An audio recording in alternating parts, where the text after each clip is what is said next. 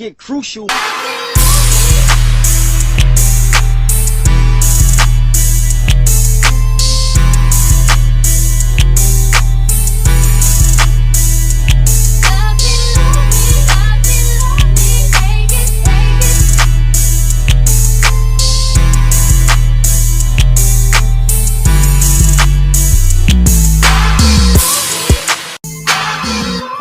I think it's over though. He say, hungry, hungry, bacon, bacon. And you say it's called Stranger, right? Oh, word. All right, I'm Stranger. There we hungry, go. hungry. I need some bacon. I don't play no game, but if I do, it's GTA, catch a fade. Pull up, shoot you in your face, NBA. Come lose your money on some 2K. In a way, if it ain't PS5, can't get the time of day. Mortal Kombat, you pick whoever. I got Johnny K. Johnny K. Copy now. You want some more? Game Lounge, though. You can get crucial. Real tough, kid. So when I put you in the sky, you ain't woke, but you up, bitch. Shut up, bitch. Plus, I want to commend you on your continued work of bringing the minds together to get some work done. Thank you, brother. Because until we start dealing with some reality, as you were saying the past week, you know, we'll be spinning wheels. Now, when you want to deal with facts, let's deal with the facts. Because that's what mostly our people are missing, facts, whether culturally, by law, or historical. And we already know in the areas they've been tampered with. However, if you keep digging, you start getting down to the aggregate. And you know, one of the points that you had, you know, in our conversation, you were talking about etymology. Yes. And the importance of understanding the history of words, you know. And I was just wondering, like how do you define etymology? Etymology, let's first go with the etymon. So the etymon is to language. How do you spell etymon, bro? Etymon. E-T-Y-M-O-N. Okay. Etymon is principally the root key to all language, which means any scholar, any doctor of philosophy, and regardless of language, etymon is the principle or the root word. It sets the mother, the egg, the ovum, the true spirit, the history, the nature, and the true meaning of words. Etymology is the science that treats of the history, the science, the origin, and the morphology of words. And when we're presenting different disciplines and philosophies, one of the things that has been weak in our communities, and is not by our own fault, it is by Inquisition operations, is that they deliberately do not teach etymology in schools where we are. This is so that makes us put us behind the 8 ball, or makes us incapable of reading contracts, certain principles of ancient history. For instance, like if we're doing some research as an example, and say you deal with some scripts of a scholar of a certain period. The rule is you go to etymology in order to put things in context, because as things may be accepted connotatively in a later period, would not stand in truth or in law if put in context, if you do the research etymologically. As an example, you know and I know, just like for instance, very often when we may be in different venues, you will give the family some of our spiritual background, or the spirituality within the culture. And some people who don't understand etymological principle, may look at it as not them or alien to what they're believing. 9 times out of 10, they'll be dealing with belief system, you may be dealing with fundamental principles. And they may look at it as a clash and think that you're disagreeing with them or that you're being combative when actually they can't read. For instance, let's keep it very simple. As an example, show you how it works in our community. So if somebody says you're nice, right? That's generally accepted as a compliment, right? But actually nice means foolish. Do you understand? That's what it really means. For instance, God is thrown around all the time in our community, right? And they take it as an ancient principle. And it's usually applied in our conversations, whether we're talking about ancient Hikupta, Kemet, Kibalan, etc., ancient Yucatan, our culture here with the ancient old Mex and old ancient Amexem, and we'd be saying the ancient gods. Yet that is a German word, and it is totally modern, and it comes down from the from Old High is Middle English, and it comes down from old. So this is how you do it. As soon as you put Middle English, then you go to the appendix in any of your quality dictionaries, and then it gives you a date. Then you put the date. Then you put the sequence, and then you take it to its original meaning. Then it comes from Gott or Gut, which is Old High German, which really means good. But then that's taken from Huda, Kodam, ancient Persic, right, which actually means to call upon, to invoke, and to pour out. As a matter of fact, this is where you get the ritual of libation. It's one of the Trinity principles of Godding. Now, when you throw it at our people who don't know, we're not talking about the priest. Now, the priesthood, imams, rabbis, grand sheiks, shakuns, all know these principles, that it's really a verb transitive. But for the masses or the followers, it's given as a name of the Supreme Being, which allows the priesthood to maintain the power, and the followers pay the bills, and they think they're worshiping, the Creator, when actually that's what the Creator does. You see? Now, so that's the value of etymology. And so when you're dealing with people, if you're dealing with the average person speaking or just loosely using the word, you don't debate with them because you know their intentions are good. But if you're dealing with someone in rulership or in power, you know that they're playing dogma mind control, because it's a guilt trip. Because all high priests know that God is a verb transitive and not a noun. The only ones that don't know it's a noun are the followers and the bill payers.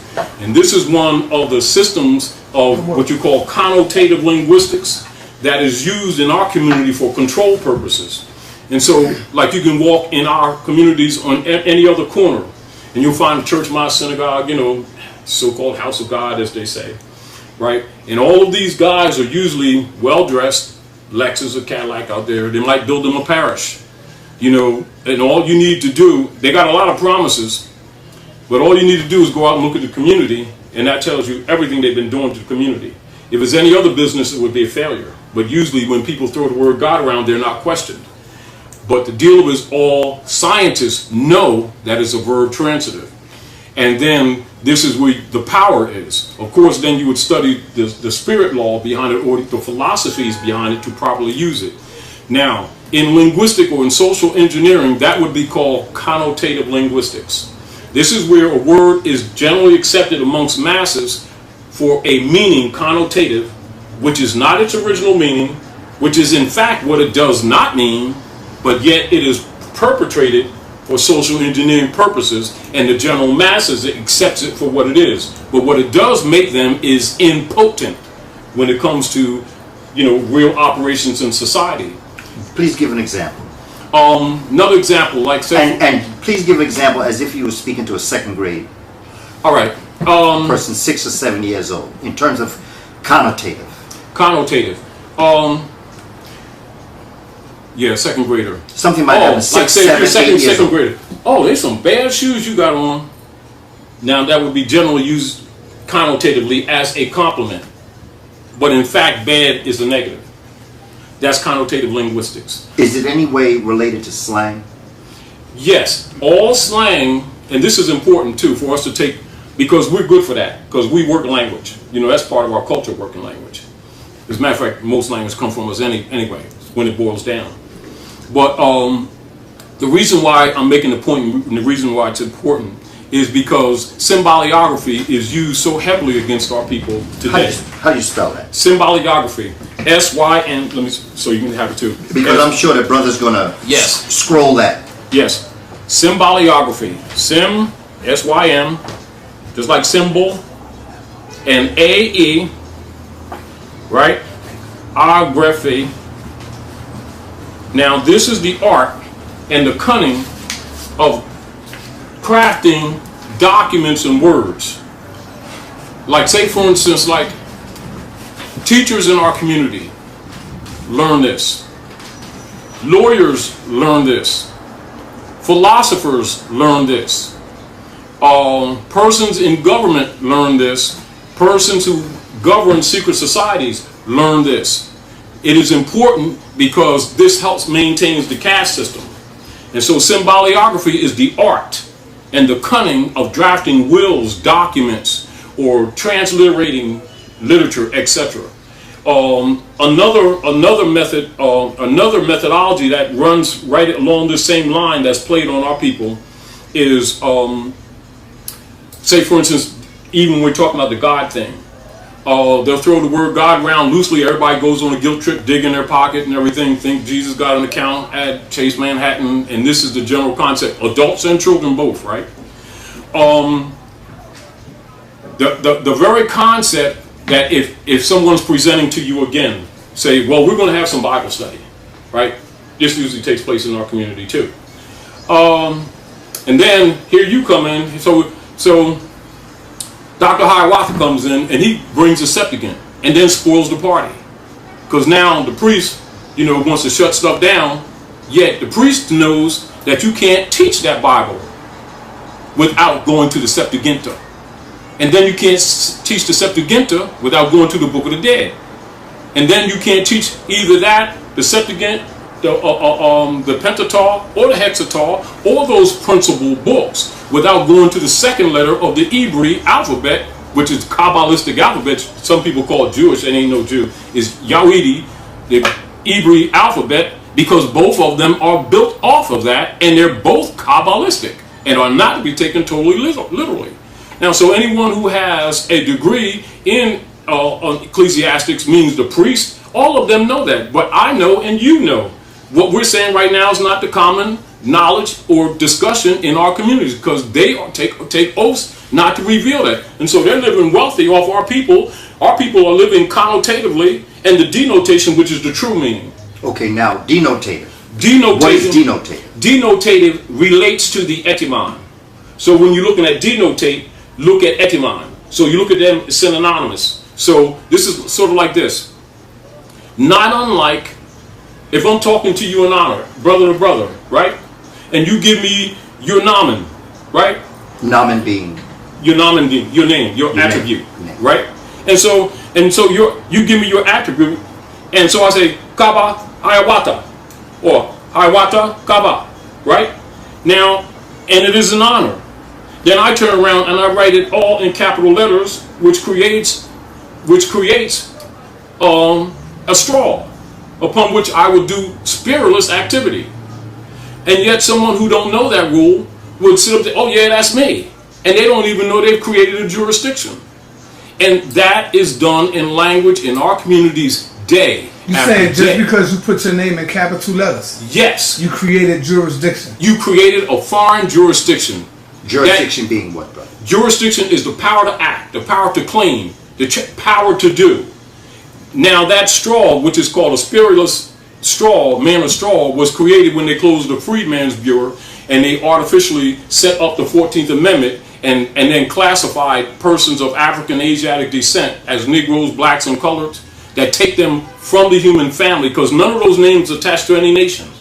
Those are code words used by Dutch masters for colonizing or conquering the Western Hemisphere. So they call us Negroes, blacks, coloreds, Indians, West Indians, Coon, Shine, all of those which are commonly accepted in our communities are connotative linguistics. Nigga. Connotative linguistics. Okay, now let me ask you this. Yes. The words we look at, etymology, connotative, Denotative. etymon. Etymon. Now, taking those four concepts, let's look at a word that can emotionally erupt a room. It can emotionally do it, spiritually. It can end up in fistfights. Yeah. People have died from it. Yeah. There is something that can be uttered out of the mouth. Yes. Let's look at this word and let's look at those other words, etymology of the word, denotative of the word, connotative of the word. Let's take the word nigger. Yes. Let's talk about that word so that the community can understand its etymology, what it connotes, what it denotes. Where did it come from? All right. Now, nigger is actually a scientific word. It's a scientific word that applies to the Anthropopithecus species, which is the orangutan, gorilla, and particularly the Negro Yavera Arebo, which is the black chimpanzee monkey. That's scientific.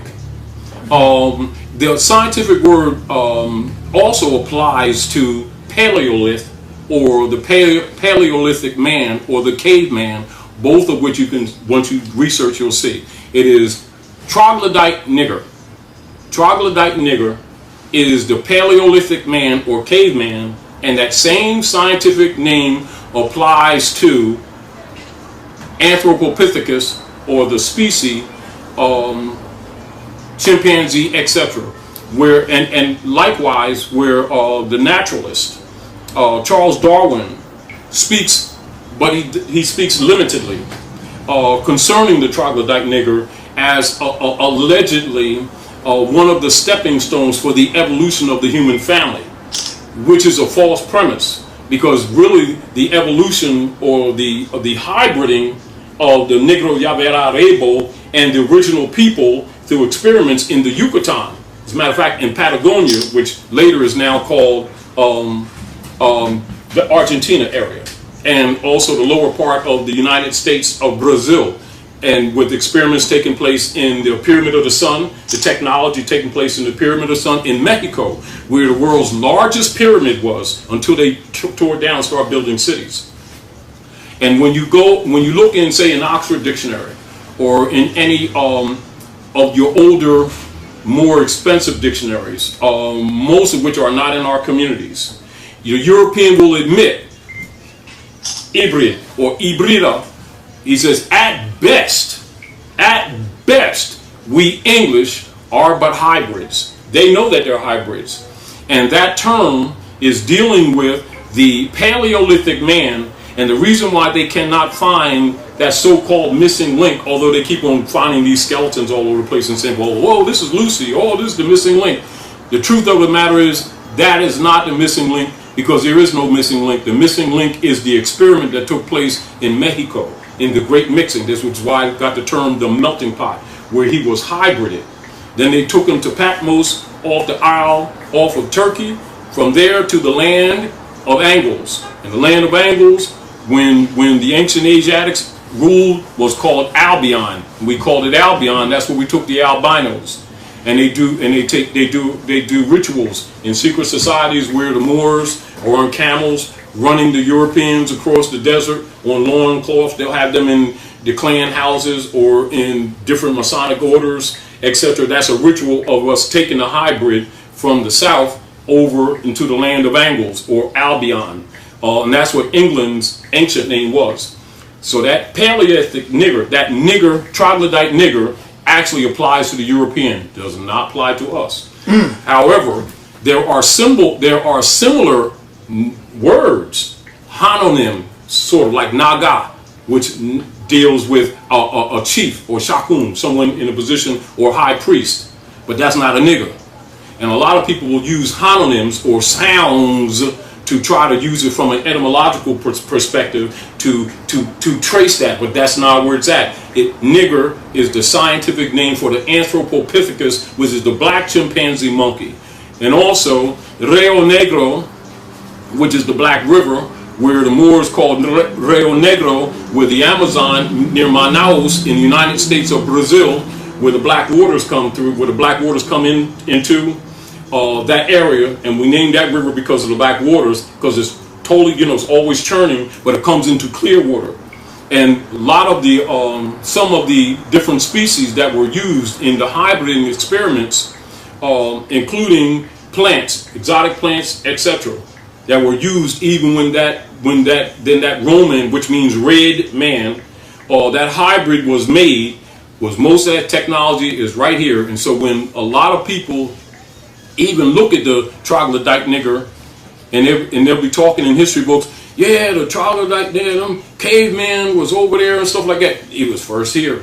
He was a hybrid. He just went in the caves, and some of them were kind of mutable. You could civilize some of them you could not, because they'd eat your babies. And this is one of the problems that we've always had with that hybrid, and by people not knowing the real history of the nigger.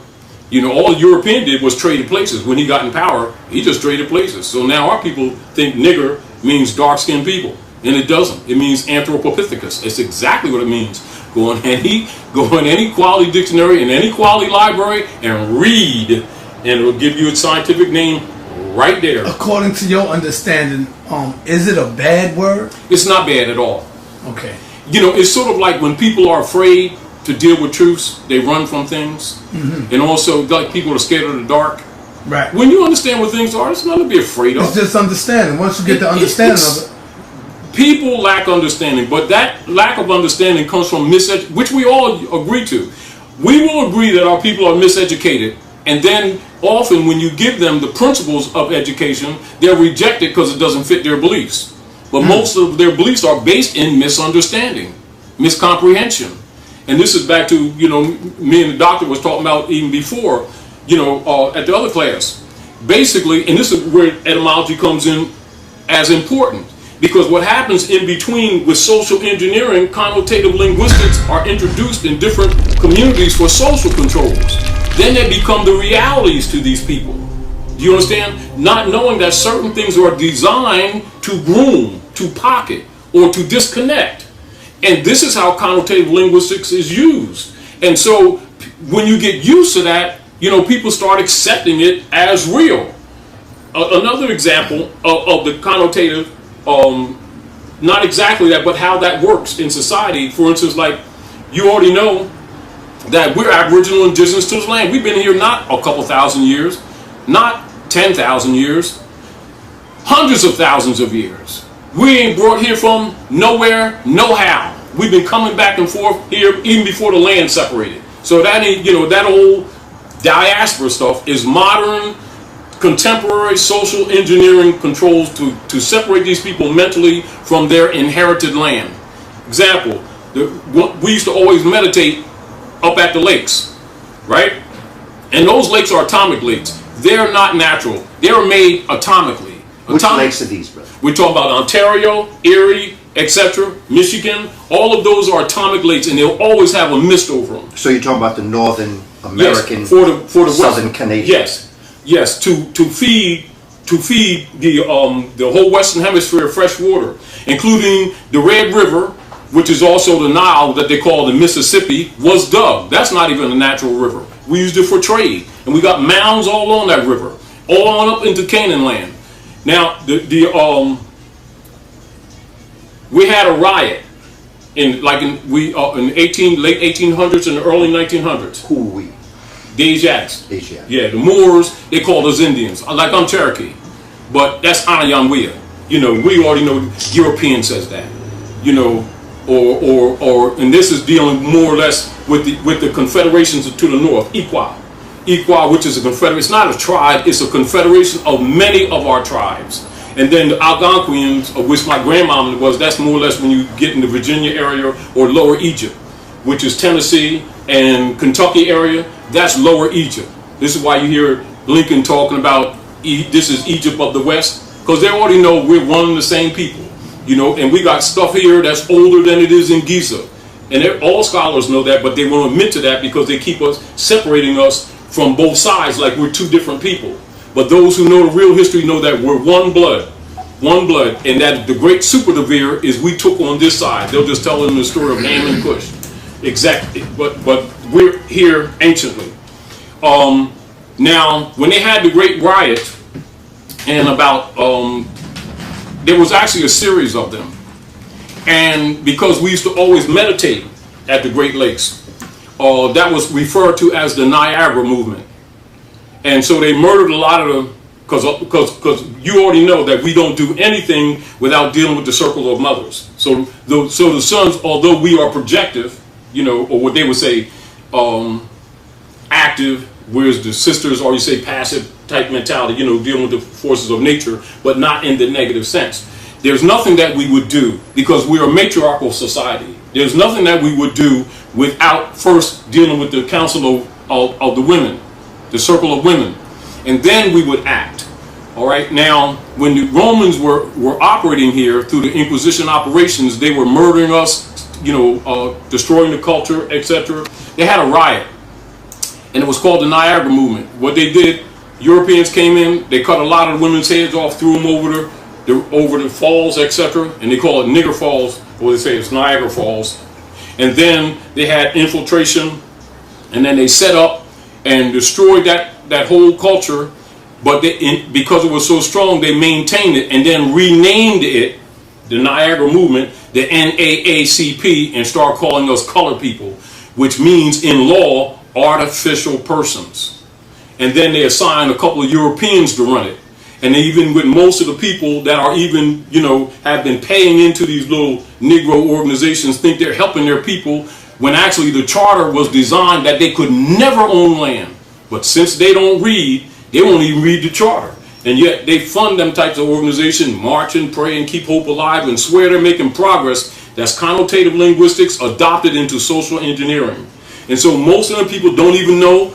If you say the Niagara movement, they don't even know what you're talking about. You say NAACP, they down. And yet it was designed to undermine them. But yet if you tell that truth, many of your own people attack you because they don't read. When you say social engineering, what is that? Social engineering is, like, for instance, when you deal with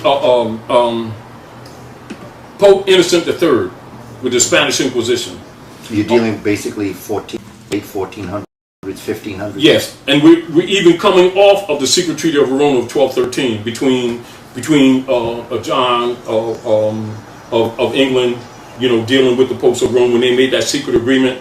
So whatever they conquered in the Maghreb, that they would deliver to the popes. And this is where the Christians get their discovery doctrine, that they operate in the Western Hemisphere, where they just take our land or our Bonnevilles, they'd murder the people, and then they later on, and not until later did they create what is known as deeds. But actually these were estates of allodial title.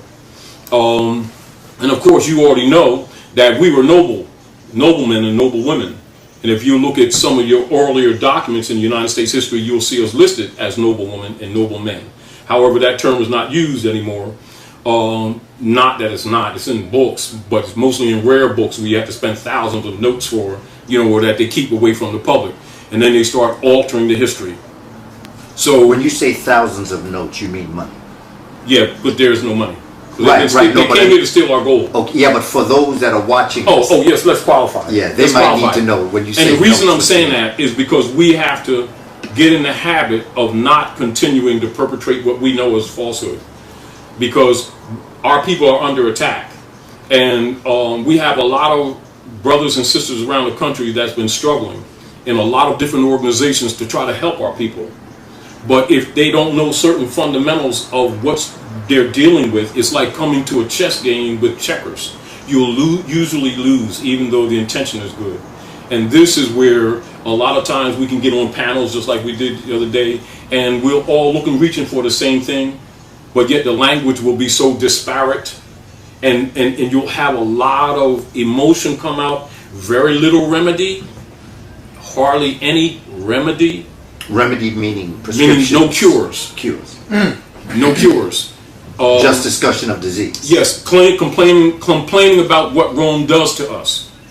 And then even on connotative linguistics again, then calling him white man, which means sovereign. And it doesn't apply to him. And as soon as you call him sovereign, you just call him God of the land, then he acts like it, then we call him racist. How do you define sovereign? Sovereign is and sovereignty. Sovereignty or sovereignty generally is politically accepted around the globe. And this applies to nations or persons that are part of the nations, and outside of that venue, sovereignty generally does not apply. Meaning that me and you, brothers, family, right? I respect your rights as a man, as a brother of the blood, in divine laws of nature. The sovereign right is when we recognize the honor of our mothers and fathers, which means when we honor the truth of our family. That's called natal, or the navel, that you're born a woman, ma and son, mother and son. The principle that sovereignty is recognized within the national venue. It is not recognized outside the national venue. As an example, if you make it very simple. Say a Chinese brother's in here talking with us, right? and we're having discussion about our communities. And so most of our people, not knowing the truth of bloodline and pedigree, because it's not taught in our community, will say, my black uncle and my light-skinned orange aunt and my Negro cousin, and they're talking like that. And it's commonly accepted because they don't know better, right? So a Chinese coming here and he says he's Chinese, or a brother come here, say from Korea, etc. Another brother come, say from Zimbabwe, etc. And they're coming in here, and what we'll do, we'll take those brands and put them on the table of discussion with national names and expect the same respect and effect. Then if them brothers turn away, we'll accuse them of being racist, acting like they're European, when actually what they're trying to signal to us is that we're in dishonor. Do you understand? And so if a Chinese come in here and start talking, well, Doc, you know, I was checking you out, man, and I saw you was born into the culture, man. You was dropping a lot of jewels on us and everything. Well, what do you have to say for the light-skinned yellow boys? Yeah, light-skinned yellow guys. At that time, he just lost his sovereignty. He just lost his birthright. What did he do that made that happen? As soon as he said that he's light-skinned yellow guy. What did he do when he did that? That he took on connotative linguistics. Now, in real world politics, sovereignty is not recognized. What should he have said? Chinese. He says, "Well, he's a light-skinned yellow guy, and this is dark-skinned yellow girlfriend." Soon as he started using the connotative linguistics, he's accepted. But such persons will be held only in programs. Such persons are not held or recognized within the human family because they themselves, by their own confession, step out of the honor of their mothers and fathers. And that's respected all around the world. So you tell that guy who just said that he's light-skinned, orange-skinned, yellow guy, say, no problem. Go on the Parkway in Philadelphia, or go right there in 49 Nations and stand under your national standard and give me at least the fundamental principles of your Constitution when you step out of your house or your home into another man's land, because he's going to measure you by your constitutional principles. And if he can't say it, jump in the river. Excuse me for 1 minute, Brother Booker T. Taj, I Yes. want to ask you this question.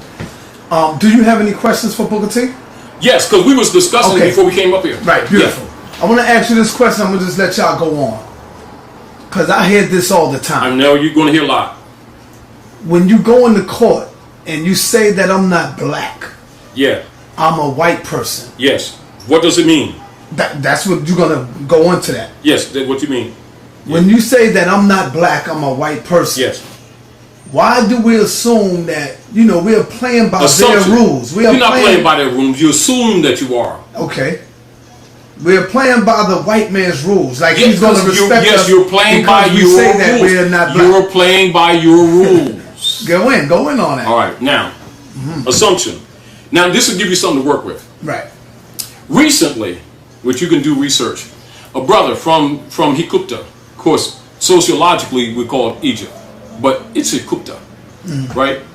He come and he's doing some business, and he want to deal with some of the Negro programs, because after all, he's our brother, right? Now, on his passport is white man, right? Right. Now, of course, our people don't know that because they can't handle that. Because remember here, the training is with the people here under European colonial serfism. They think human beings are crayons, so they expect you to come with whatever color you are. They think human beings are colors, because that's the training. They don't know that's connotative social engineering. But that stuff doesn't work in the civilized world. It's just for here. Although you hear those terms outside, that stuff is North American, Dutch colonial social operations. That's Inquisition operations in the Western Hemisphere. Do you understand what I'm saying to you? Mm-hmm. Now, and you can go punch this in too, brother. Say Egyptian recent court case tried to claim to be black for some benefit, right? Anyway, he lost the case. Took it to court. He lost the case. He lost the case because it's a status. Whereas our people think it is actually colors, because there's a color code system for caste here. It's a caste system. And our people are trained to believe that that's an Afrocentric identity. That's a caste system for 14th Amendment artificial person, for European Christian property, registered in the state of Delaware as Christian property, moved exactly like real estate after they closed the Freedmen's Bureau. It's totally unreal. However, what it does, it takes one out of one's proper person. And in law, when one is not in propria persona sui juris, that means when you're not in your proper person, you have no standing at law. Anybody knows law will tell you that. Well, they won't tell you that because it's not necessarily in their economic interest. If you pressure them, they'll be forced to tell you that. So in order for you, me, we, people, to have standing in law, you must be in propria persona. Now, not only that, if you're capable or if you're competent, it would be sui juris. That means competent and of my own right. And then if you have an inheritance or you're talking about property, this is my stuff, to even have right to claim property, that's sui heritus. So if you're not in your proper person, and then sui juris, you can't even be sui heritus. This is why it's important for identity. So if you look up the word identity in law, it means the same, the exact, same, and rightful, exact and same, that a person, man or woman, claims to be, represents themselves to be, or are charged to be. And the first sentence in identity is proof. Proof. That's the first sentence, and period. After that, it's not even no semicolon. Proof that one is what one claims to be, one's charged to be, and what you represent yourself to be. And as soon as you use a name or a nomen or an attribute that's out of your pedigree bloodline, you're automatically what they would call civil liter mortuus. And that's another legal term that all these civil rights leaders guys knows, because most of them are Masons, or most of them, you understand, been dealing with law or raising finance, paying some so-called European Jew lawyers to always do these Negro cases while they know they're playing with these people, because the status is called civil liter mortuus. You know, and I know, most of our people involved in these civil rights organizations don't know that that's their status. Meaning they're trying to get out of something, don't even know what the status is, because the leader guy ain't telling them, because he's getting kickbacks from the corporation. You understand? Because 9 times out of 10, they got one foot in the back of the church and the other foot in the back of the White House, telling the dummies that they're separate when they're actually agents of this order. Now, the deal of it is, white and black are legal statuses. And white does not mean Caucasian race. This is why a lot of times we'll bring the law books in and show the people what everybody knows, except us. Because they keep on clinging to these brands and thinking they're legitimate, not knowing that they were designed for social engineering, connotative linguistics, to take them out of their proper person status. And as a matter of fact, even if you're talking about court, right? If you go into court and arguing a case, and if they, first of all, if you don't even challenge the jurisdiction of the court, because the jurisdiction of the court, there's personam jurisdiction, subject matter jurisdiction, classification of law, territorial jurisdiction, the land or the political jurisdiction that the person is operating in that's making any determination, i.e. the so-called judge and that so-called prosecutor. And first of all, people don't question that because they never think to question that. Because they don't teach our people that law and history goes together, and they absolutely go together.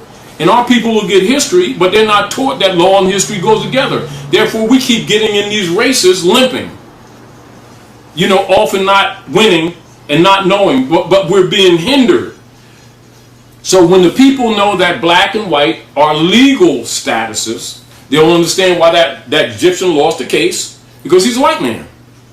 You know, just because he come amongst the brothers and we all brothers and everything, you only do that with people who really believe that they're niggers. But a free man honors his mothers and fathers. That's why you won't see any brother from Africa or Asia come here arguing, talking about crayon colors. They will use their nationality. You know, if they're from Nigeria, they won't even say they're African. They'll say Nigerian. Some Zimbabwe or Egyptian. You understand what I'm saying to you? Mm-hmm. He's from Lebanon on the north side. So I'm Lebanese. You don't say I'm light-skinned yellow guy. That stuff only goes here. But I'm saying you were playing by their rules. You're not playing by their rules. Power. Let's back up. Yes, you're playing by some of their rules. One of the mistakes that we make as a people, we keep assuming that jurisprudence is a science of Europeans in the Western Hemisphere. Biggest fraud that ever came down the pipe. The Moors brought jurisprudence to these Europeans in the 12th and 13th century with the Renaissance, bringing them Europeans out of the Dark Ages into the modern world, and that science does linguistics, astrology, cosmogony, cosmology, philosophies, trigonometry, algebra, horticulture, etc. All of that in the 7 liberal arts came from Moors. And that's called the Renaissance. And this is where the Christians get in their church the term to be born again, because that's what Renaissance means. And the Moors brought them Europeans out of the Dark Ages into the modern light, and that knowledge is codified and symbolized and referred to as Ma'at, or Ma, mother, Ma'at, and the son, S-U-N and S-U-S-O-N, my son, masonry, masonry. That's what masonry is. And they all got Korans, and they all got the 4 Vedas, and they all got the Magian law, and they all got the Septuagint, and they all go into the secret houses of Egypt. And you can go to any lodge, and they got the wings of mine on carpets that cost more than your house. But they come out, they Christians and Jews and all this old stuff. You want tassels for your fez? You go get one of these Jews. You don't go to a Muslim on the corner because he thinks shirt. But the way the rituals are, people are locked in rituals. And soon as you say those principles, they think it's in the East. When you deal with the tongues here, Algonquian tongues, you find some of the same sounds or some of the same root that you call Semitic, although that's a term that's used by German scientists for social engineering that's more modern. And so let's talk about Aramaic, the Persic languages, Aramaic, Hebrew, or what you call Hebrew, etc., Arabic, etc. They're all sister languages, and certain Persic languages, etc. You'll find some of those same codes right here. You can dig up here and you'll find old statues with fezzes on them. That's older than any government on the planet. You know, but our people are mentally separated because they don't know that we're indigenous to this land. That's because of social engineering. For the social engineering, they needed connotative linguistics to disconnect us, to create what is called disassociation, which is really what we suffer from. This is why when you bring some of the culture, if you bring up some of the philosophies to our people, mentally they're disconnected. They think, oh, man, yeah, oh, that's cool, but, you know, oh, we ain't indigenous here. We're indigenous. We're not Indians. They just call us Indians, but we're indigenous to this land. You see? And this is the Maghrib Al-Aqsa. This is the reason why, as these nations are start burning these embassies all over, that's why Hillary spoke from the Ben Franklin room, and she had the Moorish flag on the right and the Moorish flag on the left. I saw that. Oh, yes. That's to give the world. See, because during the Maghrib, she's a daughter of the American Revolution. Do you understand? Or anybody in positions of power belong to one of the secret societies. If it's Bush and them, they Skull and Bones or Blue House Masons, either way, or Knights, they're Malta, Knights Templars, one of the other, they all, and in secret, all of them got a Moorish fez. All of them.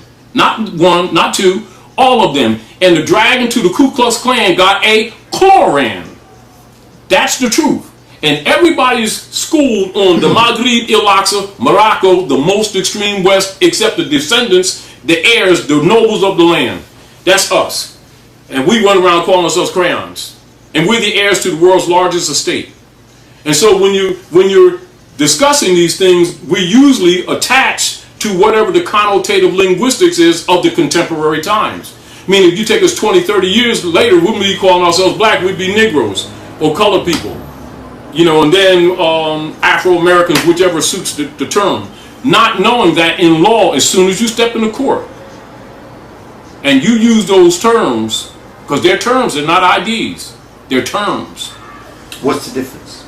All right. Between a term and an ID? All right. ID being I apologize. Let me qualify because it'd be better than that. Because your ID, proper ID would be the pedigree, would be your bloodline. ID meaning identification. A true identification dispensed or distinguished from like a license, which is a contract that converts rights of movement into crimes of foreign ports and duties. It comes under foreign ports and duties for a foreign entity or some foreign person operating in a land that is not theirs, therefore their customs and duties, and that's what a license is. And so they tell people that a license is ID because the people don't know how to read. and they know they don't know how to read. And then they use it and actually they color themselves. And of course, that gives them leave to just deal with you, take your property and everything, because it's really theirs, because it's registered in their trust, not yours. That's why they don't teach trust law either. And this is why the Negro leaders won't teach these principles, because it's not easy. I mean, you can't feed emotions. You really got to educate these people to get them out of this situation. And you got to change their language. But that's hard, you know, because these people got a lot of belief systems that these Europeans then put on us over these years, and then our own leadership then secularized these things all up while they maintain the truth in their secret societies. Both Europeans and Asiatics, keep this in mind, not just Europeans and Asiatics, both playing these people, and both of them been taken to the mountaintop because they know that that's the Great Seal. That's the emblem of the ancient Moabite Moorish nation from all these people in the Western Hemisphere. That's why even when you say you deal with any of the family, when we say in Dominica, Haiti, Borican, or any of the Taino tribes or any of the Carib tribes, and you talk to them like blunt, you know, because the Europeans been killing our people, they'll just say, well, we're of African Indian descent, rather than saying that they're Moorish. What is so great, and let me finish the question before you jump on me, all right? No, go ahead. What is so great about being a sovereign in America when the pale man don't respect your sovereignty? Okay, you're right. Now, that's the secret treaty of Verona. Okay. In other words, don't look at it that because you're right, that therefore he would automatically respect anything. Mm-hmm. It is back to us knowing the connotative linguistics, how it's used, how the support information or misinformation is used for engineering society. Now keep in mind that all over the world, sovereign right goes with nationality. They're not to be separated. Like if I come to you and I start talking sovereignty just like that, it's not that that's not a legitimate subject matter, but from an intellectual position, you would look at me as being a little bit maybe naive, or that I went and copied something down CBS and read something and then start talking stuff, because you already know that if I really understood sovereignty, I wouldn't be arguing sovereignty. I'd just simply say nationality, because that sets the standard all over the world. You see somebody come before the United Nations, any nation on the planet, they must come talking sovereignty. They might mention sovereignty or an invasion or an abridgment of sovereignty, but they'll have the nation state before them. I don't care what part, what continent they're from. If they're from Kemet on that side, right? On the east side, you got 54 different nations. It's not Africa. You got 54 different nations. And they'll have their nation state in front of them. You speak outside of that, you speak outside that venue, and don't be talking about some sovereignty, because you ain't got it. That's why you have representatives all over the world that represents the nations of the earth. And nations of the earth make international law to protect the international peoples of nations. So would you say that when Malcolm, in his final years, was going to move on to UN, do you think that he was beginning to knew move he was around? going in that direction? Because if you pay attention, if anybody pays attention to Malcolm's speeches from the beginning on up until when he left the nation, right? And include Clarence leaving. Clarence, actually speaking of Clarence, Father Allah. Yes. Okay. Include Clarence leaving, and including later Wallace. All right? Principle's the same. But please, let's go back to Brother Clarence, so that everyone that's watching this knows exactly who we're talking about. Right. Because that's very important. Because his place is still on the corner of 126th Street. Yes. Right on this alley. Yes. Who is that? And then let's move to Malcolm, sovereignty, the UN, the nation. And when you say their nation is in front of them, you're talking about that. Let's so that people don't get emotional, because people have a tendency to get emotional. Let's just deal with principle. This is the principle. What Malcolm found out and what Clarence found out, which is the nature of why they left. Although you'll see misrepresentation talking about the land with the secretaries and stuff like that, kind of like everybody kind of knew that. That's not really what it is. They found out from the FBI papers and also from COINTELPRO operations that the Temple of Islam, which later becomes the Nation of Islam, of which I was a minister in it too, do you understand, is a break off from the Moorish movement. All right? Now, And the Moorish movement being created by the set up by Honorable Noble Drew Ali, Okay. right? And also Noble Drew Ali and Marcus Garvey was working together too. So Marcus Garvey taught structure of government, principal structure of government. Noble Drew Ali taught nationality and government and the enforcement of the Constitution. That is the heart of the Moorish movement, the enforcement of the Constitution for the United States of America, which comes from our law. It don't come from no European law. And what happens is a lot of people keep looking at that Constitution and saying, this man's law, that is not his, that is law adopted from us. You're speaking of the great law of peace. The law of the great peace. Okay. The law of the great peace from which the Constitution and its character is adopted in order to have harmony on our land for them operating here on our land. And this is how we, as Asiatics of the West, got to start looking at that Constitution. This is back to what I was saying to you, Sonetta. We have to stop saying his stuff. It's not his, can I have some water too?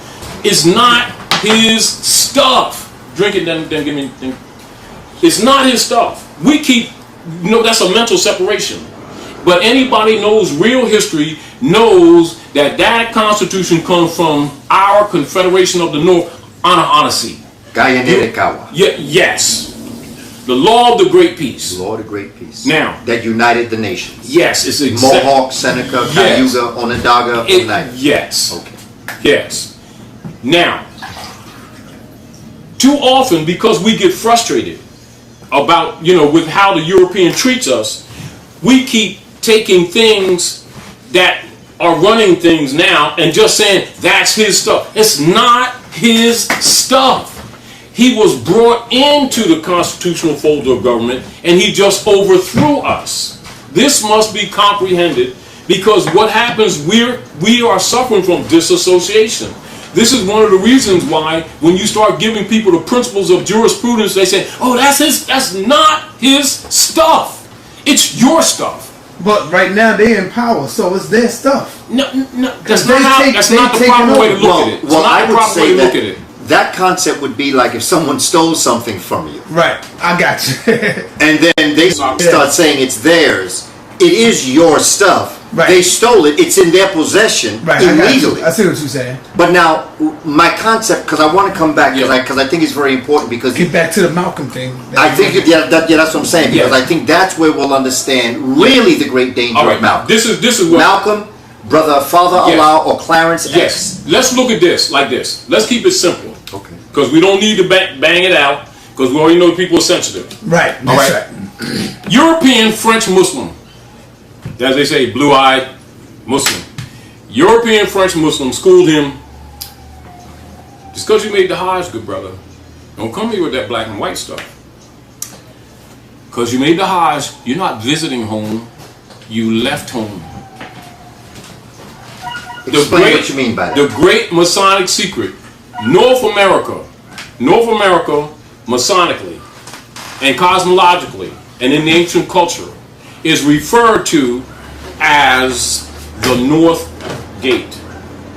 And the North Gate would be described in the, like scientifically, if you're dealing with say physics, right? You would be dealing with you would take the universe and you would make it into quarters. Therefore this symbol would represent the mundane cross or the earth cross.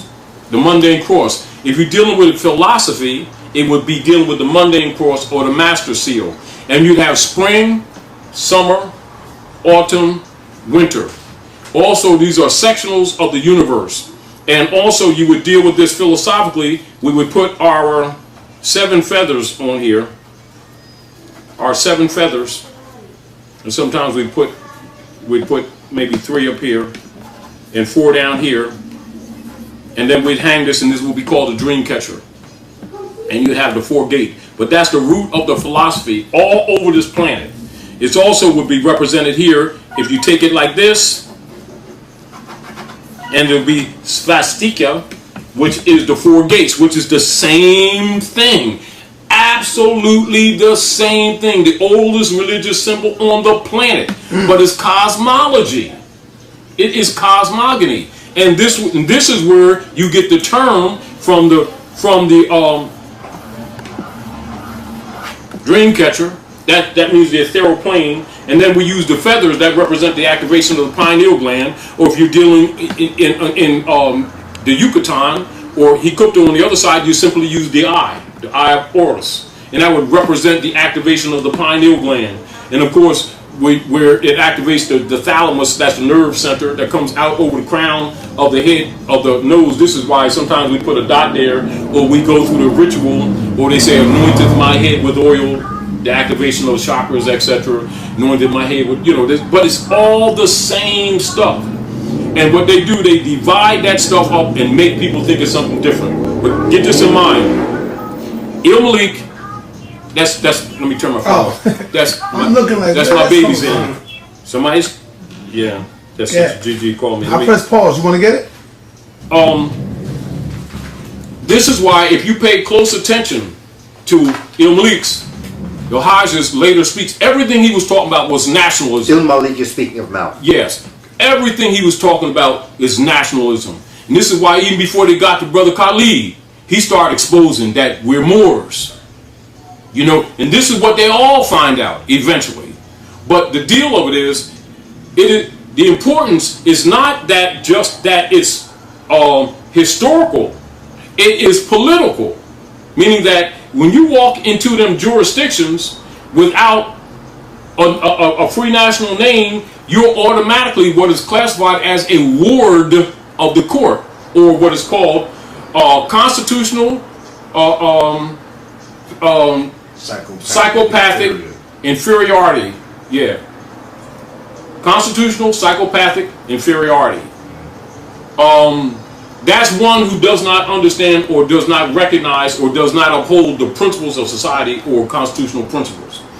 Persons that are usually classified as Negroes, black, and colored are considered pathologically inferior constitutionally. It means they don't know anything about constitutional principles, about their own law. They don't hold them laws, particularly in their own communities. They kill each other. They do all things that are actually unconstitutional. They claim names that are not theirs. They buy and sell in names that are not theirs, then march and pray because they don't own nothing. Because you cannot transact business in another nation's name and own property. It ain't going to happen anywhere in the world. And yet they won't render unto Caesar what is Caesar's, but they always complain about what Caesar is doing to them. This is us. Because we always look at the wrong on one side. Like they're doing it, but like we're correct. Right? And then we use brands that they create in order to steal the birthright. These are principles that Malcolm found out, that Khalid found out. This is why you see once they really and it's not so much just that they find out that all these leader guys knew this stuff all the time, but they preserve it. This is also why Clarence, Father Allah, this is why he came out and he started giving some of the adab lessons of mathematics, which is really what Islam is. Supreme mathematics. Yes, exactly. Now all the leaders got it. Once they get past the problem book, actual facts and everything, they'll talk about the supreme wisdom. The believers don't never get no supreme wisdom. It's always going to be handed to them later, if you get the point. But you already know how sensitive they are because everybody likes to think they've arrived. But the truth is, on all the fronts, our people pretty much been played by the lead, not just by the Europeans, just by us too. But the fundamental is that they must understand that North America is the North Gate.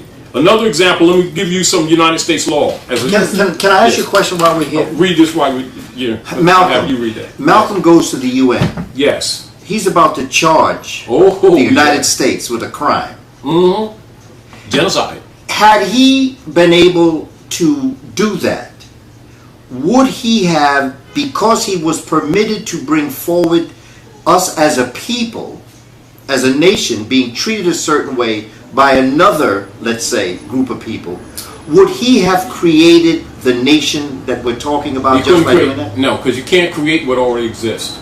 But I mean legally speaking. No, legally speaking, no.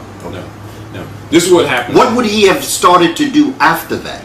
Oh, if Malcolm had lived, and if Malcolm knew what you knew. They knew where he was going. They knew. Where was he going?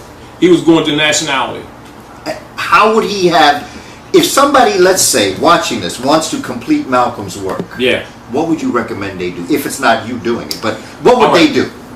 Start communicating with the rest of the civilized world. as nations or as the world? No, as a nation. But you need to know your nationality. I mean, the rest of the world already knows. It's not a secret. It's sort of like we have to work out our... We being... These Asiatics of the West, right? We've gotten caught up in identifying ourselves by our tribes and our clubs. Meaning? Like, say, for instance, if I'm a Sears guy, I'm the black Sears group, and he's the light-skinned black Macy's group. And then he's the Nation of Islam, he's the Moorish Science Temple, he's UNIA, he's in Cobra. Democratic, these are things, Republican, yes, these are Christian. things that we do. These are vehicles for propagating, say, a position, a political position, but they are not nationalities. So when Malcolm said they don't attack you because you're Republican or Democrat, exactly. Was he trying to bring us around to focus in on that? Very bluntly, exactly, because we're emotional and we think that when people start talking like this, that they're attacking our clubs. Because remember, our people identify themselves by their clubs. You know, Republican, Democrat, yeah, Christian, Jewish, Muslim, Baptist, Methodist, okay. Which divides us. Meaning that, like, say for instance, like, give you an example. This brother here, it's just an example, I just happen to have this. Now, this brother here got, IRS was attacking him. You know, they're going back for years and years and trying to come at him relative to some debts, you know, that they claim to owe, right? So now, logically, when they come at them, they're going to come in the straw. That's the 14th Amendment straw that's created. Straw is, how do you spell it? The straw, man of straw. Say man of straw. STRAW. Yeah, okay. Just like straw. This is what, okay. All right, so let's set the record straight so we'll understand. Because this also involves what Il Malik and Clarence found out. But this is out of degree, if you get the point.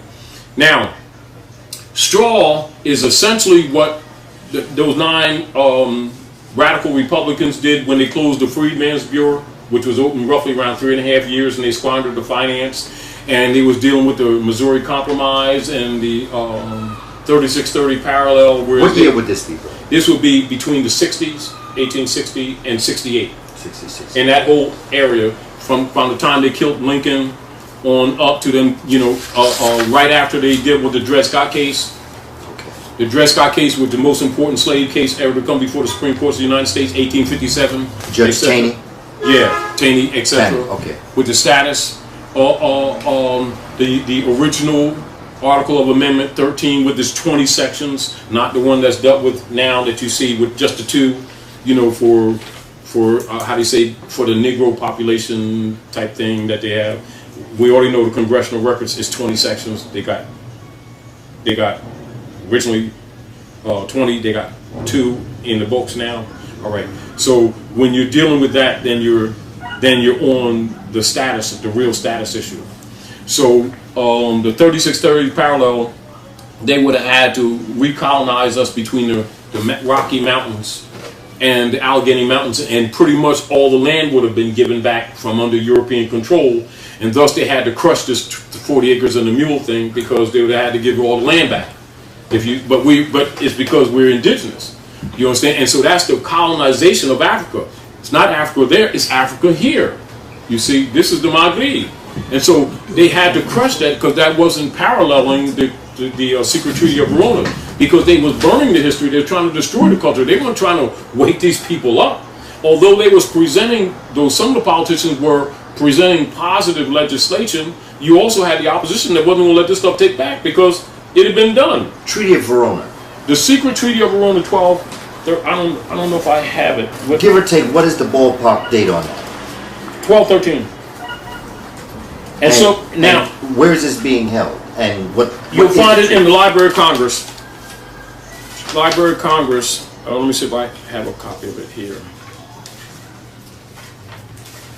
Now, the Treaty of Verona, they go into Congressional Globe, Congressional Records. Sonetta. Yes, sir. Congressional Globe, you go for the Treaty of Verona, and you go also for the bankruptcy of the U.S., and that would correlate the information, and you would see the politics that are taking place today that's affecting our people adversely. The other concern is, for the most part, they're not worrying about it because they know the Negro leaders ain't going to teach it because it doesn't fit their Negro club agendas. Not that they don't have this information, understand what I'm saying? See, because if this information's out with the masses, most of these little club organizations would collapse tomorrow. And the people will come together because number one, once you understand, even if you're at a disadvantage, once you know what's used against you, your energies are better directed. Your priorities are better directed, which means you'll be more effective. All right?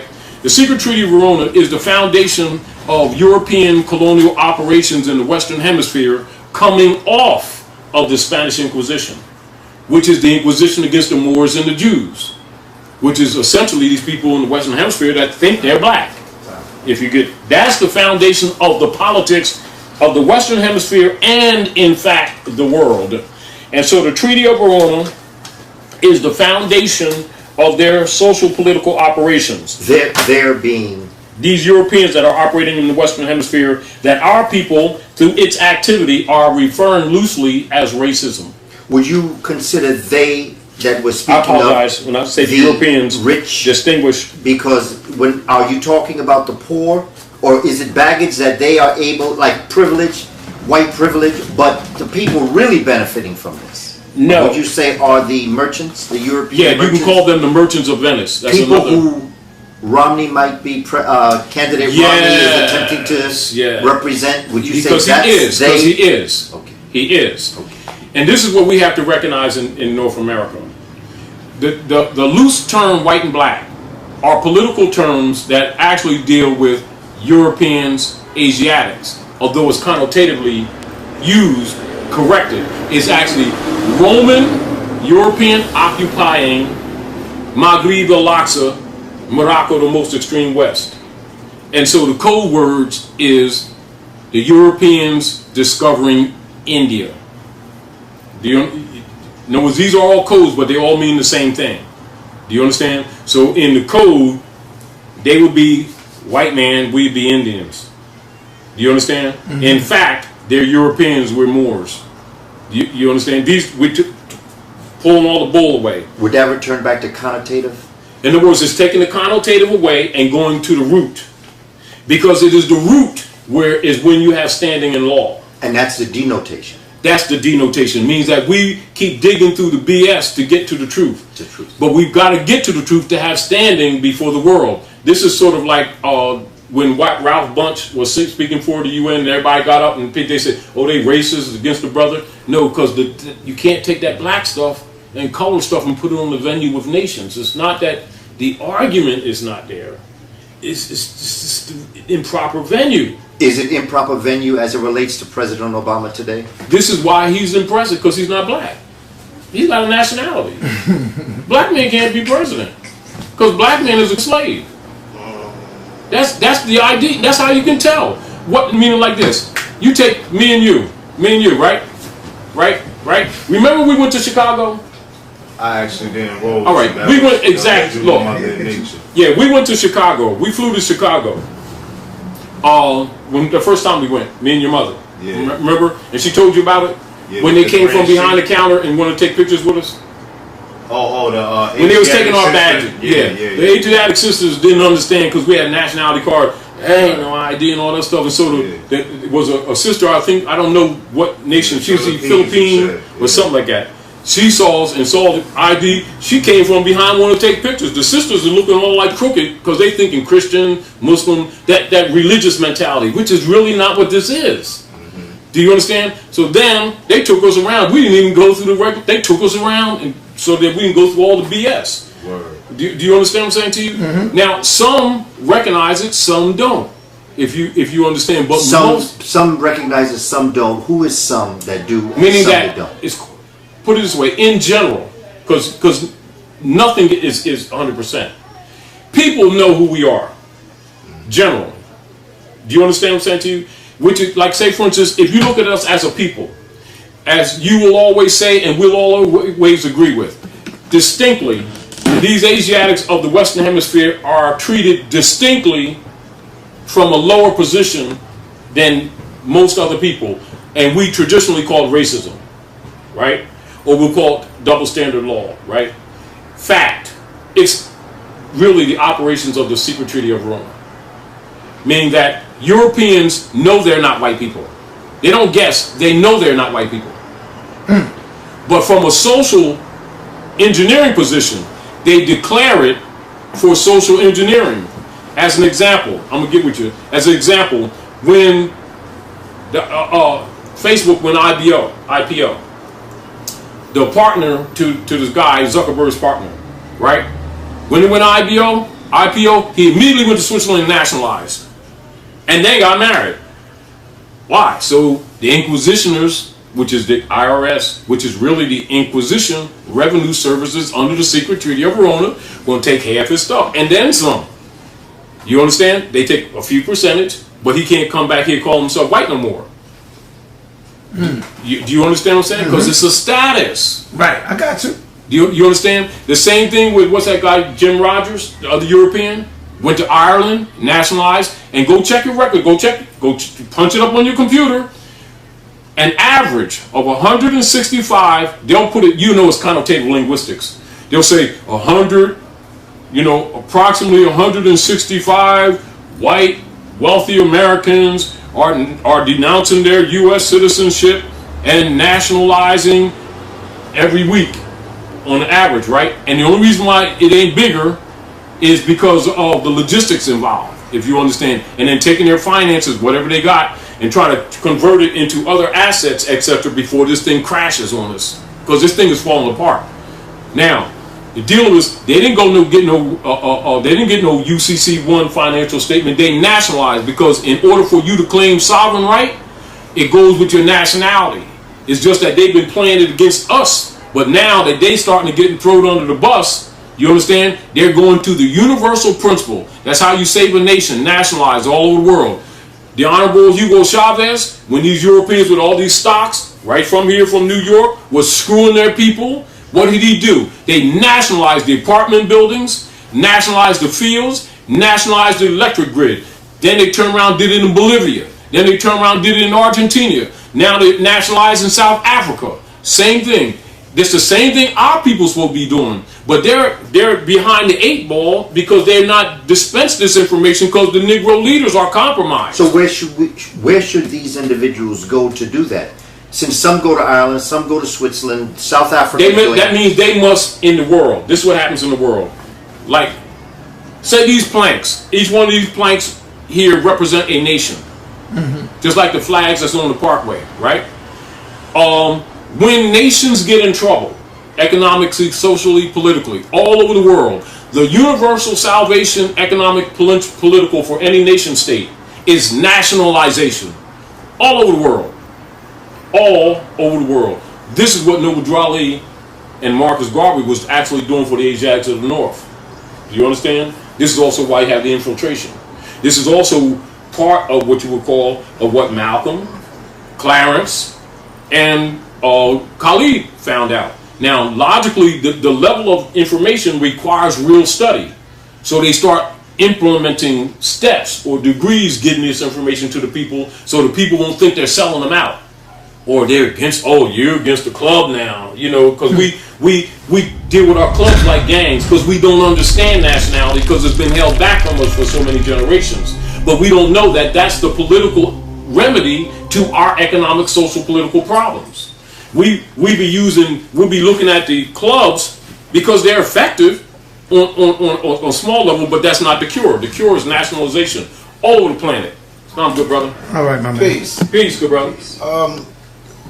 You made a statement earlier that qualified statement. Go ahead. That I have to have you address. Be straight. Right? Be straight, you man. said that a black man can't be president of the United States of America. Now, time out. Yes, Let me just phrase this right so that you fully comprehend where I'm coming from.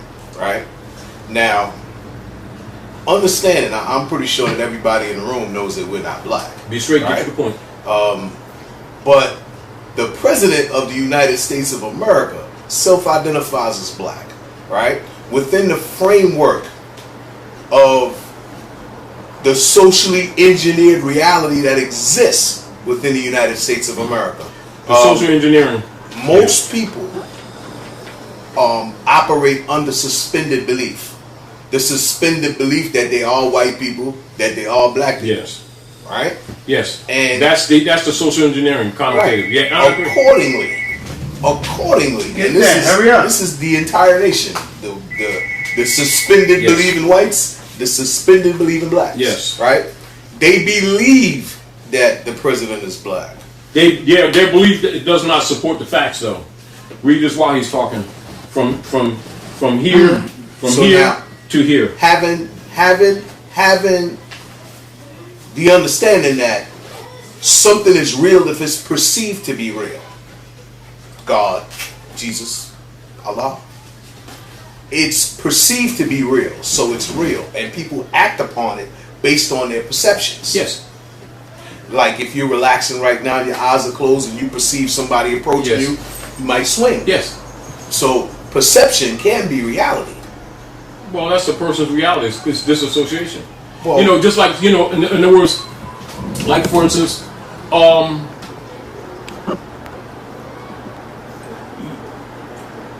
give you an example.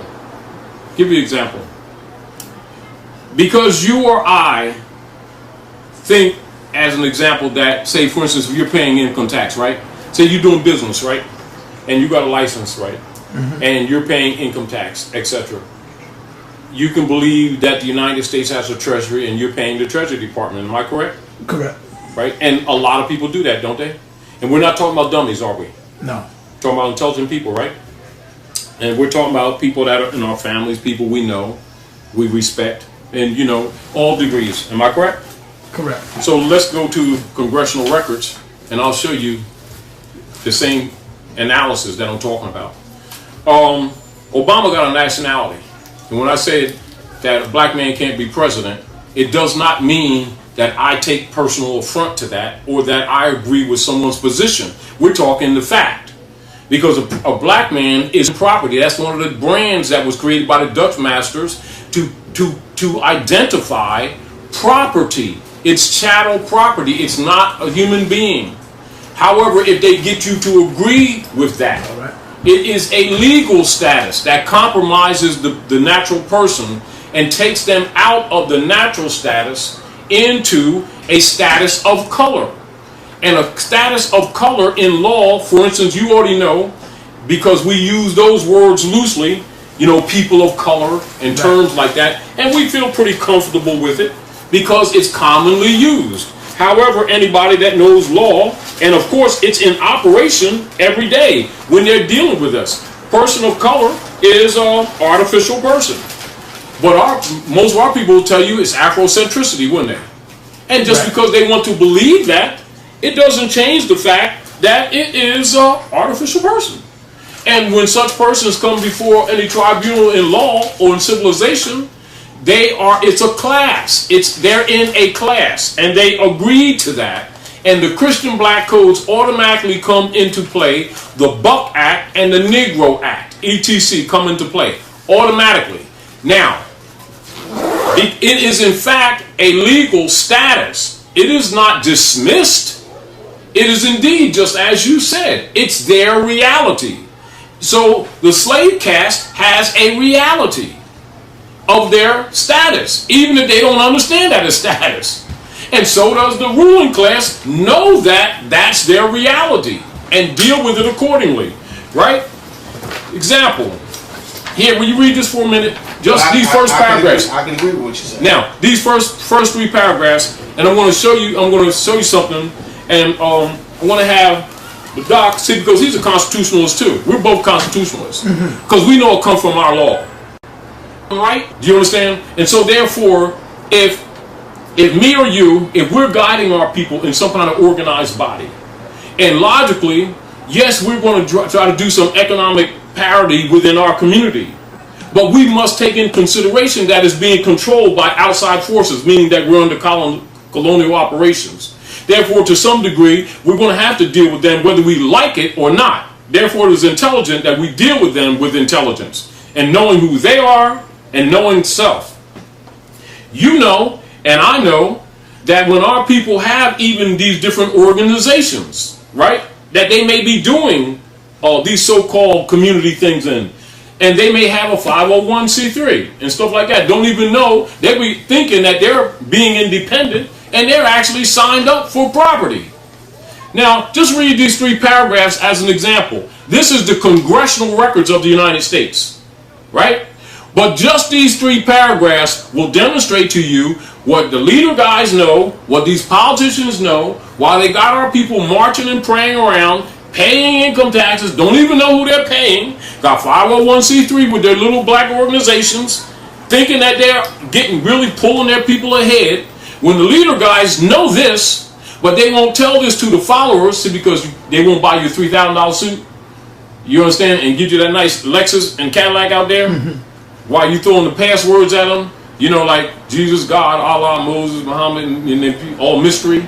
Not that there's not some truths there, if you understand. We're talking about playing the guilt trip, while they know another truth for their actual selves, and they're playing a total different game. Can you read that for the camera, please, Doctor? United States of North America, Speaker, Representative James Traficant Jr., Ohio, addressing the House of Representatives. Mr. Speaker, we are here now in Chapter 11. Members of Congress, our official trustees, presiding over the greatest reorganization of any bankrupt entity in world history, the U.S. government. We are setting forth, hopefully, a blueprint for our future. There are some who say it is a coroner's report that will lead to our demise. Second paragraph. It is an established fact that the United States federal government has been dissolved by the Emergency Banking Act, March 9th, 1933. 48, STAT stands for? Yeah, statute. Statute. 1. Public Law 89-719, declared by President Roosevelt. Being bankrupt and insolvent, HJR. That's the House of Representatives. House of Representatives. Yeah, Journal of Representatives, the House Journal. House Journal of Representatives, 192, 73rd Congress, in session, June 5th, 1933, joint resolution. Joint resolution to suspend the gold standard and abrogate the gold clause, dissolve the sovereign authority of the United States and the official capacities of all United States governmental officers, officers, and departments, and is further evidence that the United States federal government exists today in name only. Third paragraph. Yes. Yes, go ahead, continue. Good. Yes. The receivers of the United States bankruptcy are the international bankers via the United Nations, the World Bank, and the International Monetary Fund. All United States officers, officials, and departments are now operating within a de facto status in name only under emergency war powers. With the constitutional Republican form of government now dissolved, the receivers of the bankruptcy have adopted a new form of government for the United States. This new form of government is known as a democracy, being an established socialist/communist order under a new governor for America. This act was instituted and established by transferring and/or placing the office of the Secretary of the Treasury to that of the Governor of the International Monetary Fund. Public Law 94-564, page 8, section HR. Yes. House Rule. House Rule 13955 reads in part, the U.S. Secretary of Treasury receives no compensation for representing the United States. All right, what you call Judah, tribe Judah, the real Jew, but we ain't Jews because there's no J in Hebrew. But, you know, we punked out, and so the Lion of Judah punked out. He ain't got no heart, right? Then they made the straw man. Then they took over the industry, the Tin Man. Then the Emerald City is the green star, Emerald, which is Venus, which is the five-pointed star. Then, of course, the Masonic signal, Dorothy tapping her heels 3 times. I just want to go home. The ritual in Masonry, struck in the head. She bumped her head because it was a storm. You understand? Wicked Witch of the West. Negro Yavera Arebo, which is the nemesis, the black chimpanzee monkey.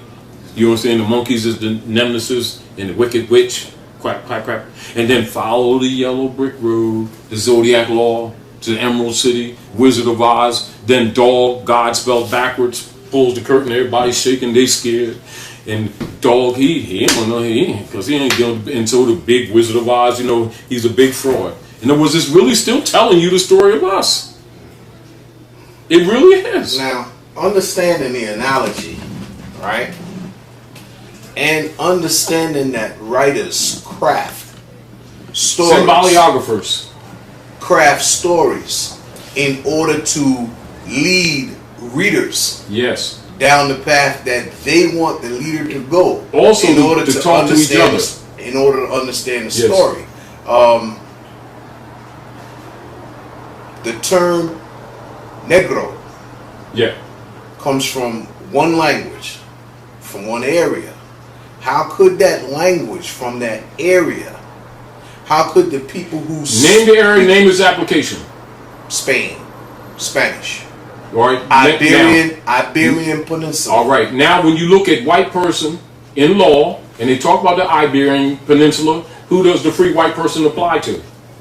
And then they specifically say who Black, doesn't the apply so-called to. black. It applies to Phoenicians, North African, Moorish inhabitants of Spain and Portugal. It does not mean Caucasian race, does not mean European or Aryan race. Tells you right there in the law. And what you call Spain is what? Andalusia.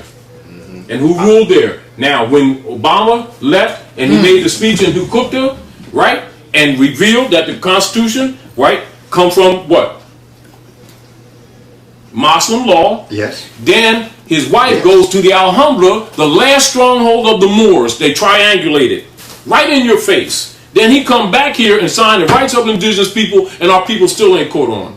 They want him to lay across the railroad tracks. That's what they want. They want him to be a Negro sacrificial lamb. And he looked at that pictograph on the wall in ancient Kemet and said, "Oh, that guy looked like me." Of course, he's sending signals. He's sending signals. I always felt he was kind of winking at us. He's sending Who signals. could pick up those signals? He's a constitutional lawyer. Knowing and He taught understanding. it. Yes. He taught it in college. Knowing and understanding that Spain under Moorish control was Al-Andalus, right?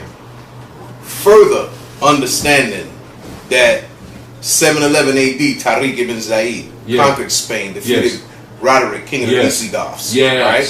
Knowing and understanding that there was something called a Barbary Coast slave market. Yes. Knowing and understanding that the Islamicized or Arabized or Muslimarized, the Almoravids was the second wave of the Moors. I'm talking about the first wave under Tariq, right? Knowing that they also trafficked what is commonly referred to in the present day as sub-Saharan Africans into the slave market. It is my contention that the term Negro came into contact with our people during this time, courtesy of the Moors, because they were trafficking non-Muslim peoples as slave labor. The indigenous inhabitants, well, I'm not dealing with Muslim or Muslim, I'm dealing with Muslim or non-Muslim. The indigenous inhabitants of that region who spoke Spanish, right? Because Spanish is a combination of Latin, spoken by the Romans, and Gaul, spoken by the Germans, right? French. No, well, France. Because France is a form of Latin. France, yes, France it's was Gaul, but the language, itself, it wasn't French yet. It was Gaul, right? And the commerce between these peoples created that language because the Romans ran up in there and sacked Gaul. They wanted that gold out of there, right? And this is how the Roman province was held by Germans. Roderick, king of the Visigoths, was a German, right? So Tariq, he fought Germans. He didn't fight Romans, right? There weren't any Romans at that time anyway. Didn't exist. Well, they still existed. No, not Romans. But I understand what you're saying. But we're talking the reconstructed history. No. They were still in the east. The Western Roman Empire fell in 476 AD under Odoacer. Tariq defeated the Visigoths in 711. Yeah. The Eastern Roman Empire fell in 1453 Yeah. to the Young Turks. Yeah. Yes. Constantinople became Yes. Istanbul. Yes. Right? So, understanding that, at this time, the only place where they're speaking this language, where this word Negro, What language? Spanish. Now Spanish is going not to exist for a while. Wait now. No, Wait now. look, respectfully. Okay. Spanish is connotative. The language is Moorish Latin. Oh yes. They call it Yes, Spanish yes. later. That's that, but the language is not really Spanish. It is Moorish Latin, and was also spoken here, and also on Turtle Island was spoken here too. There's different dialects, and was spoken in the southwest of Mexico too. And Latin isn't a language. Isn't what? Isn't a language. Actually, Because no, it doesn't have a script. To be a language, you must have a script. actually, it does have a script. No, it doesn't. It has a Greek script. Well, no, it doesn't have a Greek script. It does. The ABCs are And Greek. we're called and Greek got it actually from the Kemetic. Celts. Well, actually, Kemetic, yes. Actually, They don't have a language. Not to turn the conversation, but the alphabet, alpha, Aleph Bet, second Kaba, letter, Kaba, the Q. Greek, right? All I'm saying to you is this, right? In the European context, right? Not in the actual context, but when they took over, they made their stuff, our stuff, their stuff, and presented it as that. And right? it's kind of we have to, and this is where we have to kind of fix this thing, because Yeah. because what we sometimes try to do out of emotions, and because we've been abused, is try to say theirs and ours, and it's not exactly like that, because they didn't steal everything, because we brought it to them. Yes. In the Renaissance. Yes. We raised them out of the Dark Ages, everything they didn't steal. And the Renaissance They is a took rebirth. over. I'm Because gonna the say- Renaissance is the birth, and the birth was the so-called Greeks don't exist. These Exactly, are Greeks do not. don't exist. Well, Romans don't exist. These that's are really all people Kemetic. who are No, not coming anymore. from the northern, Yes. coming down, and they're going to superimpose themselves Yes. over a people of the Mediterranean areas that are going to be an African people. And what we've done, And then out of this, we shared the knowledge freely to those who were capable of handling. I'm going to take issue with that statement for this reason, right? The area that became Greek, the Hellenistic age, the Hellenistic area, Macedonia, Greece proper, those islands, the Aegean, right? Aegean Islands here. We can still see today the friction that those people engaged in that area. They're still doing the same thing. That's where your ethnic cleansing was coming from. Even up to In the Balkans, Even up to the north. right? This is what the Soviet Union put in the smash, right? The Russians put them in the smash because they're those kind of those people too, right?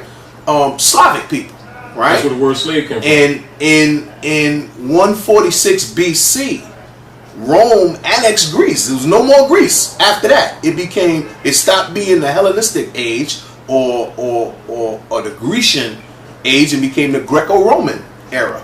Okay, that's 146 BC. No more independent Greece. So in that respect, yeah, no more Greece. Rome lasted from then until it became imperial under Augustus in 27, I believe. But when you're using the word Rome as a word, looking Rome at is a city. etymology.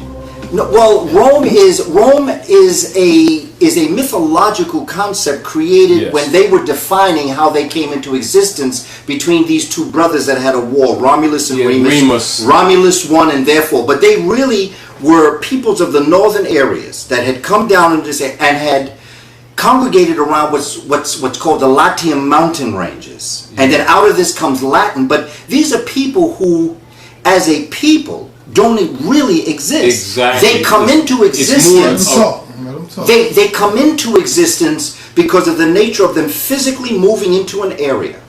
It's just like what happened in America. I don't disagree with they, you. They come into an area and they physically come into this area and then they call it America. But the concept of America, as it relates from a European perspective, doesn't exist. That's all an illusion created by people who came into power and were able to dominate a people and create this concept. The same with the Romans. To have a language, you must have a script. Rome doesn't have a script.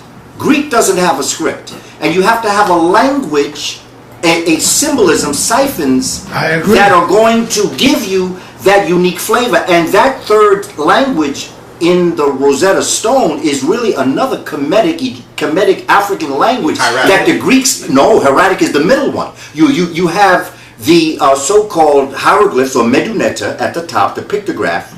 Then you have the scriptic language, which could be called hieratic or demotic, which is the language of the everyday people. And then you have what they call classic Greek, but it's not classic Greek. It happens to be a language that was given to these people from Africans that they were able to adapt. It's like if we were to write a tablet, and on the top we have the Kings and Queens English, in the middle we have Standard American English, and at the bottom we have Ebonics. It's not that I fail to comprehend what you're saying, right? It's more that when we look at languages in antiquity, right, and we look at the evidence that the peoples that represented those cultures left behind, right, and we look at the bas reliefs that they left depicting themselves, right, we see clearly that these people who we identify as Greeks today didn't look like us, right? We know that they attained a level of civilization from direct contact with us. That's not hidden. But can I just interject a moment? Go. In this Mediterranean basin for thousands of years, you have African folk all in this area. Okay. There is a civilization and a culture already there. Okay. You have a people who have been impacted by an ice age that are going to come across and they're going to settle in this area. Okay. They are going to inherit everything that they see. Okay. And then therefore they're going to start to adapt it, moving it, dealing with it, taking it. Okay? Okay. So that these people that come down and what we consider to be Greek, they're not Greek as it relates to the word that we use, right. Greece and Greek. Yeah. They really do not exist as a people. They exist because they told us they exist and we have bought into that illusion. But they themselves do not exist as a people. They inherit, it's like this house has all this. Somebody come in to this house, take this house over and then say, this is my stuff. Now, so when people are paying taxes, they think they're paying taxes to the United States Treasury, don't they? Yes, they do. It's been dissolved. What year was that? This was actually, then you must know history. From Woodrow Wilson, when he met with the popes, representatives of the popes of Rome and the bankers of England off Jekyll Island in Georgia to counter Noble Drew Ali, because he set up the Old Canaanite Temple in 1913. Then 1933, Roosevelt backed that up because they're slow walking to undermine the republic, which is our constitution contract that keeps them in check, right? And you can see all their offices they transferred under the IMF. That comes under the secret treaty of Verona. You understand? And so the people are paying the popes of Rome. They don't know that the IRS belongs to the Jesuits. They're paying the IRS, which is a private, foreign, religious, for-profit corporate entity collecting taxes against their dumb Negro slaves who don't know that they're not Negroes, who swear they saved and swear they know history. They're going to tell you about Hikupta and don't even know what's going on in their face right now, and they're paying for their own enslavement. Okay, let's step back for a moment. Let's see if we can apply this to what we're experiencing Yes, today. exactly. It is said that there are government officials that would like to tax the very rich. Exactly. This is the big argument that we get. Yeah, it's for making the rich over $250,000 pay their taxes. Yeah, pay their share. As it relates to what we just discussed, what should a brother or sister right out here on the street, if we could tell them something about between this and the realities of what we're listening to? The real deal is that they're not supposed to be paying any. Number one, they're not corporations. What didn't Governor Romney mean when he said that corporations are people too? Because they are. That was created. That's the straw that was created with the 14th Amendment when they closed the Freedmen's Bureau. That's where they registered Negro, blacks, and colors as Christian property, moved exactly like real estate. That's the double standard of law that our people keep talking, but they can't name it. You know, we keep talking about the dog and challenge, they can't name it. And so when we come together, we're always spewing emotions, but we don't have any cure because we don't know what's in operation. This tells you what's in operation. And when you know what's in operation, then you can produce stuff like this, because this is how you counter it. You counter it with knowledge. This is the IRS coming after the brother, right? And this is not only 1 year, then he respond to them in propria persona, flying his colors. Would you say that this... Just an example. That with this entity knowledge, saying that they're coming after him, the IRS, yes. Are we saying that it is the popes, the yes, Jesuits doing this? It's the secret treaty of Verona in operation. So the Jesuits and the papacy is coming after folk with the IRS. That's it. If you get a letter that says that you haven't paid your taxes and we would like to call you in for a meeting, exactly, they are representatives of the papacy. If I do apologize, just give me 1 minute. Mm-hmm. I just hope that I have edit this out anyway. I just hope I have this treaty up. See, because I'm traveling light, because I catch a lot of trains getting here. If I could just, you have the treaty rolling with you? Actually, I don't, brother. It's 7:46 now, brother. Your time is good? Your time is good. Let's get this done. Okay. See, because I got till about 8:15. Yeah. I'm about a half hour. Yeah, because, you know. I got about a half hour. All the trouble I done ran on these trains trying to get here, I'm finishing this. Where are you going now? We'll go to the theater after we leave here. How you going to get there? Go catch a train, get no, man, I'll drive you down, because I'm going. Appreciate that. Yeah, because I'm parked right on the corner, so I'll just drive you over. Oh, if you got to leave. 8:15. Larry probably drop him off. You think I'm staying here all night, man? You got couch rolled up? Yeah. Yes, sir. Oh, Doc. Go ahead. As an example, and this ain't the treaty running, but as an example, when you're dealing with problems of people, and you're in a leader position, you have a responsibility to deal with real world politics, not with emotions. This is congressional records that will give you what? The original 20 sections to the original article of Amendment 13. Now read here Article 12 as an example. That's congressional road. The traffic, this is section 12. Yes. Basically, this is what we call Amendment 13. Yes. Remember in the books now that they give our children, you only have 2 pieces. Oh, yeah. You only got 2 pieces. Oh, yeah. As a matter of fact, take this with you, Doc. Oh, please, yeah, man. Because, Because, we're constitutionalists, so... Yeah, well, I carry this with me. Oh, yes. I carry the Constitution with me. I carry 2 constitutions with me. And basically, the amendment is a very short piece. Yes. I mean, the 13th Amendment looked like that. Yes. Section 1, Section 2. Yes. Now look. But now, how many sections you say is here?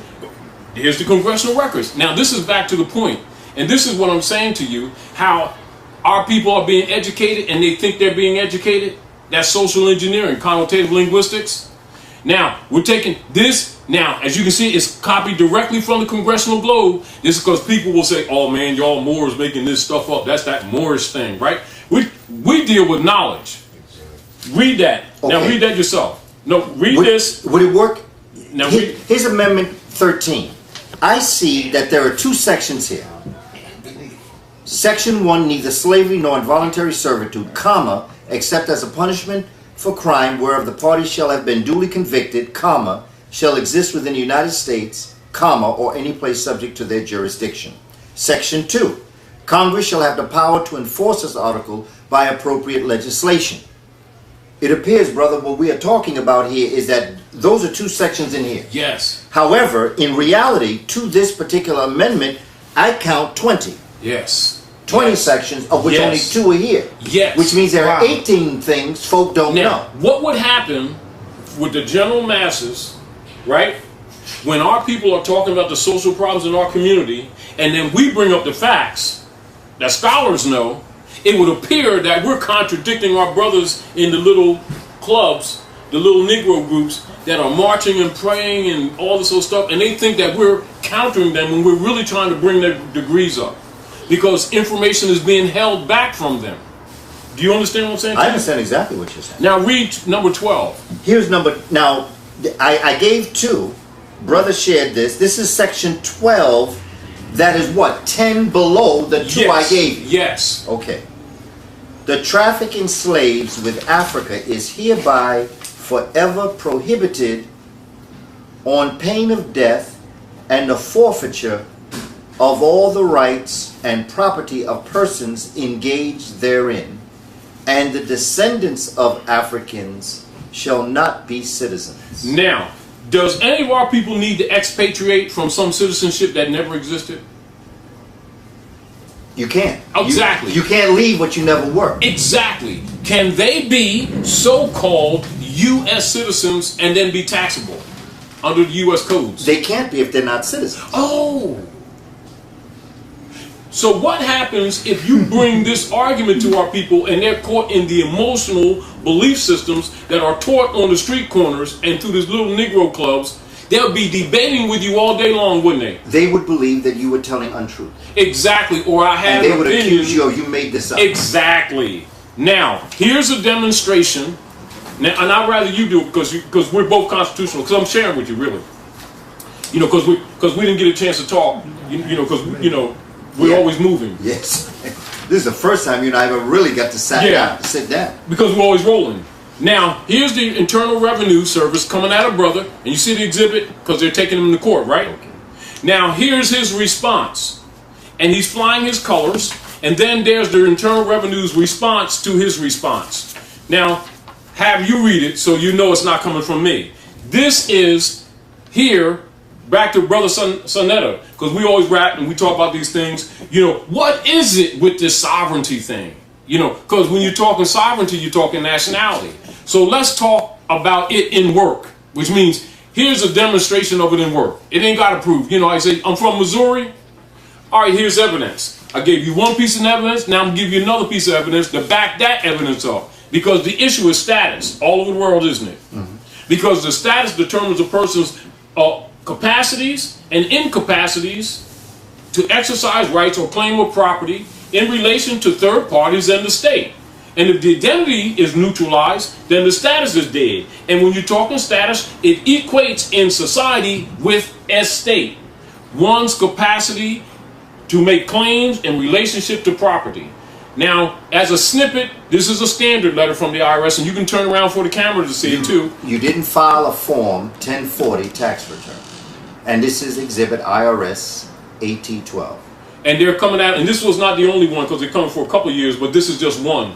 Now, and this is his, and of course they follow up talking about what they're going to do. And most folk get scared to death when they receive this. And they're backing up talking about what they're going to do, you know, the old garnish, and they're going to determine, they're going to make up a thing for you and determine and charge you and lock your stuff up. You know, the usual thing. Yes. This is his response. Now you read that. This is a response. Okay, it says, to whom it may concern.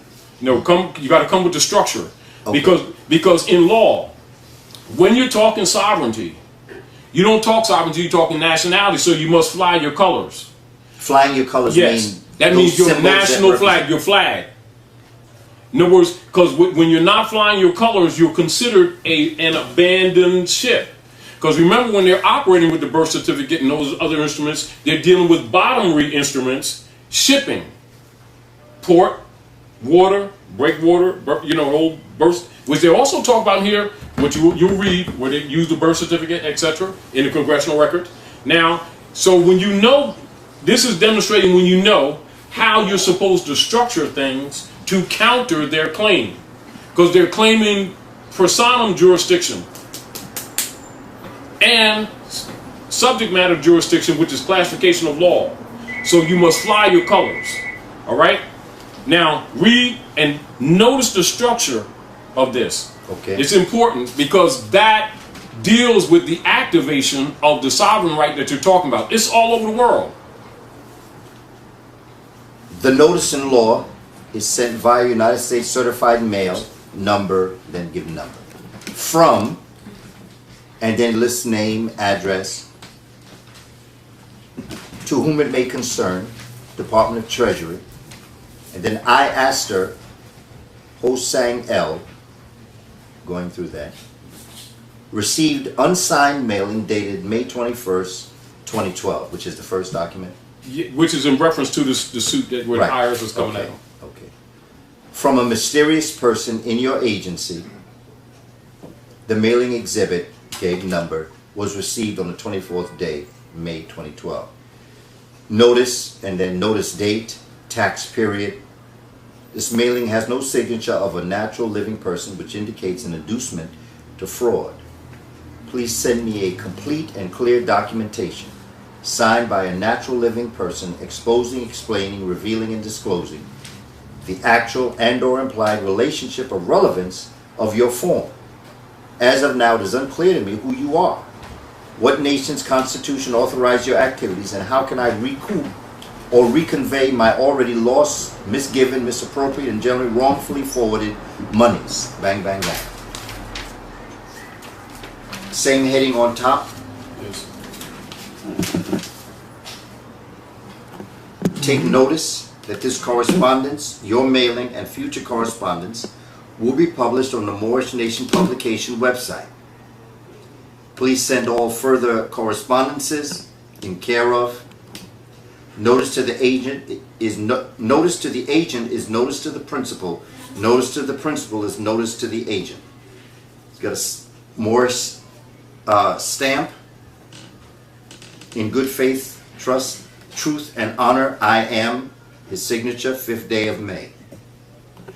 CC's Honorable Eric Holder, Douglas Schulman, High Commissioner, United Nations, International Court of Justice, Vienna Convention, Treaty Violations, etc., Minister Taj Tariq Bey, Great Seal, National Association of Moorish Affairs. Enclosures. Copy of mailing from Internal Revenue Service, 4 pages. This is page 2 Now, of 2. this is their response to his response to their claim. Okay, now this is dated July 24th, 2012. And this is From the IRS. we Back received, yeah, Collection Operation Manager, and dated Stephanie Perry. Dear taxpayer, we still haven't identified. Yeah. Dear taxpayer, Yeah. thank you for corresponding to our inquiry about the above tax return. Based on your information, we agree that you aren't legally required to file a tax return for the above tax periods. We are taking no further action at this time, but may need to contact you again if other tax issues arise. You don't need to reply to this letter. If you have any questions about this letter, you may write to us at the address shown above, or you may call us at 00 individuals or 1-800-businesses. For non-case related questions, you can also check on our website at www.irs.gov. Sincerely yours, Stephanie Perry, Collection Operation Manager. Now that's exercising it. That's exercising nationality. And it was corrected status, but that's also understanding this. So you're not dealing with emotion. You don't get no lawyer. You don't get nobody march. And you don't protest. If you're of a nation, you use national and international law. That's what you're supposed to do. That's why Obama signed rights of indigenous people when he came back. That's what we're supposed to be exercising. That's it in operation. Do you understand what I'm saying to you? I understand All right, that. I need you to Now, I understand again, that. cross-examine the so brother. when we're enforcing Constitution, that's enforcing Constitution. You understand why? Because we got treaty, their obligation. Article 6 of the Constitution. All debts and contracts entered into before the adoption of this Constitution shall be binding, not for, against the United States, under this Constitution as under Confederation. And all treaties made or which shall be made under the authority thereof, what shall be the supreme law of the land. And if you don't have a nationality, you ain't enforcing no treaty. See how simple that is? And this is in an operation, which means that ain't discussing opinion. That's demonstrating it. This is what we're trying to get our people to understand, so they don't keep looking at this emotionally or like it's threatening their club or it's different beliefs. It's not. This is world politics. And until our people learn the principles of civilization, which our forefathers founded, not them Europeans, then we're subject to the BS that we keep complaining about. But if we're going to start dealing with facts, then we can start getting some remedies. It's that simple. And it's still they're going to be resisting. But it doesn't mean that you can't win, does it? That's right. You see his thumbprint and the stamp. Highest seal. Do you understand? And so when people keep saying, you know, and this is again where a lot of people, even Moors, misrepresent this information because they be trying to make people followers in clubs. It ain't a club, it's your birthright.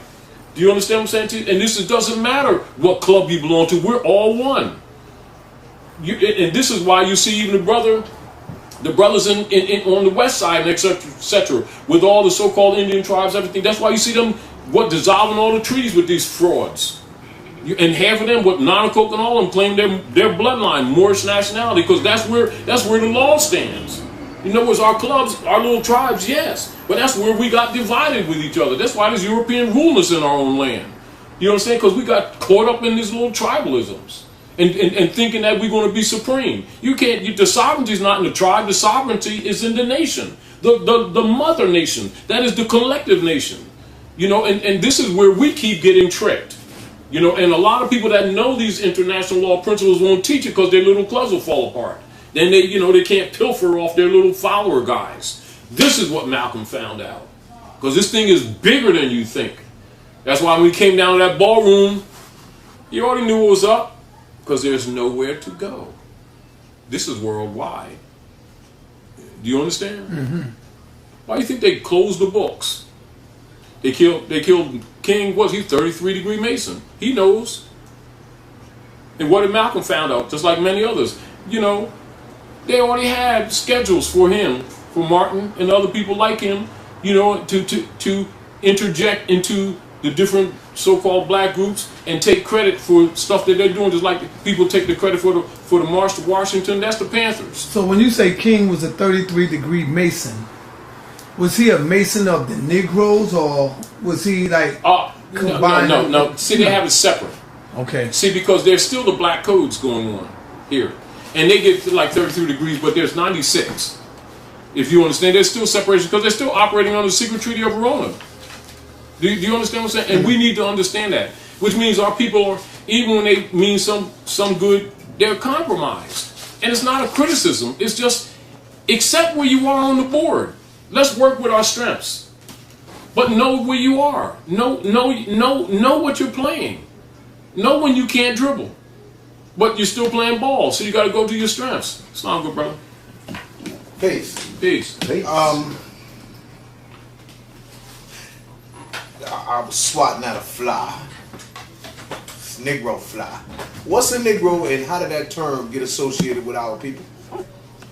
European, essentially, as a matter of fact, one of the ways he talks about that is that movie he made with Eddie Murphy, Trading Places. Mm-hmm. They're really telling you the truth. Another way they tell you is in The Matrix with the red pill, blue pill. Right. Actually, no. You know, it's like here in America, brother. You have all the mounds. You have all the pyramids in America. Okay? That's like Bill Clinton and George Bush claiming their ancestors built that.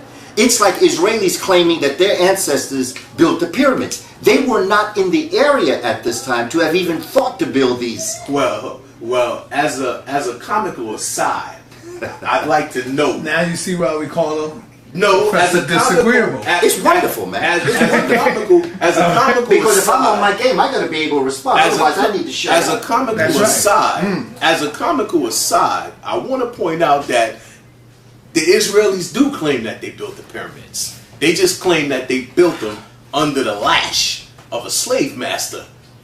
Right? Oh, yeah. But they do claim. No, that that's they what I'm built the saying. pyramids. Opportunity. Oh, no, that's what I'm saying. Opportunity. But we know by history that these individuals that are going to come out of the city of Ur, which today is called Odessa, we know they don't even, by their own account, they claim to have left Ur, which is in Iraq. Yes. They claim to have left 2000 BC. The pyramids were already up and running 880 years, if not thousands beyond that. Before that. So they could not even have touched the pyramids. The pyramids were probably ancient by the so-called people that are Haibri. We use the word Ibri, Haibri. Yes. Not to Now look at mention the this. fact Look that at this opportunity. Look at this opportunity, and this just shows you how the connotative linguistics work. So we're talking ancient history, and then we're saying how they said the slaves wasn't no slaves. That's a totally modern connotative thing. Until the Russians went down and took over the Slovakian nations, that's where the slave comes from, because it's actually a nationality. Mm-hmm. Connotatively, when it's applied to a condition, that's connotative. Yes. When denotatively, it's improperly used. Yes. And this is again, so when we're doing research in history, back to the point, and it's back to what you're saying, when we really do the research, Greece didn't exist. When you don't, and what but it doesn't mean that the dynamics that we're talking about didn't take place. That's right. And Rome is a structured illusion. Yes. Again. Yes. And so when we're talking about the symbol of the Etruscan symbol with the dog, right, the wolf, the Etruscan wolf. Yes. And then you got Romulus and Remus under them. Romulus killed Remus, etc. And then it's Rome. It's really talking about the hybrids. Yes. Really, in truth. Yes. And so the deal is, what we recognize when you start doing really honest research, and this is back to even as the brother was breaking it into the history of the brothers in the South and the North. One of the reasons why we fell, truthfully, is because we started violating our own laws, enslaving our own people. Now that's the real deal. It's not that it's separate people, the Africans over here and then the Africans over. No, we were enslaving our own people and violated our own laws. That's one of the spiritual reasons why we fell. That's right. And this is also one of the and not only that, we had Muslim slaves, Christian slaves, etc. And all these Europeans did was take over some of these Moorish Bonnevilles, if you understand what I'm saying to you. And this is really, and then we call them plantations. And right as they teach the history now, they keep talking about, or like even if you look at the movie, right, The Birth of a Nation, the first showing was under Woodrow Wilson, right, in the Casablanca, in the White House, right. And here you go, right. They'll show you, right, they'll show you Moors as blacks, senators and congressmen eating watermelons and chickens, and then what do they do? Step down or die. And so what happens, our people are so emotionally talking about racism, because that's the password, that they're not paying attention to the fact that those are Moors that are congressmen and senators. So thus they don't know their own history here, and that's why they teach that George Washington was the 9th president, and the record shows was the first, and the record shows he was the 9th. Is to disconnect you. But this is back to and so in the issue, back as we bringing this thing together, what we're looking to do, how can we bring Dr. Hiawatha? How can we bring remedy now? We know that the history's been convoluted. We can discuss that forever. Let's talk cures. So when as you read the article, the real article Amendment 13, you know how they're teaching it to our people, and you know what the congressional record says. That's a contradiction, right? Now we're in the Maghrib. Now, so they're talking, because when you're talking nationality or sovereignty or rights in society, you're talking nationality. And so when you're talking citizenship, you're talking nationality. So let's go again to congressional records. Let's go to their own records, right? So let's go to their own records, and we're talking about expatriation, because a lot of people, Europeans and Asiatics, is trying to sell people expatriation packages for $500 and all that stuff, citizenship stuff. So let's show how much of a fraud it is. Let's go to the record. Let's get off the emotion. Let's first deal with the facts, then go take a position. Whatever position we take, fine. But first deal with the foundation. And will you share with us, Doctor? Before I do this, because I'm going to bring my contribution to just to a pause here, because there are things. The remedy, I believe, brother and sister. No matter how we look at this, they have never had the power to be able to come in and take us over. They've always taken advantage of us fighting amongst ourselves. Wherever I go into our history, I see it. And you can go back to most ancient times, and you can go to the day before yesterday. Divide and conquer. That's the bottom line. Whether it be, and I call it the Willie Lynch syndrome. Because I don't even care if he existed. The syndrome exists. It exists, and it's in operation. And it's in good operation. My key is this. I think that one of the first solutions that we can do is to have a dynamic conversation like this, but still have unconditional love for each other, no matter what comes out of this. I believe that as Brother Taj Bey talks about all these different groups, that we have broken ourselves up into. That I think one of the very first things that we have to do, as Malcolm told us, they don't attack you because you're Republican, they don't attack you because you're Democrat or Christian or whatever. They come to you because you are a particular entity. He used the word black. Yes. Now, I believe that one of the most important things that we have to do is take emotion and put it in a trunk for a while. Yes. And understand that our greatest enemy is not the white man, it is ignorance. You all right? And once we fight this ignorance Yes. within ourselves and be able to identify and see it.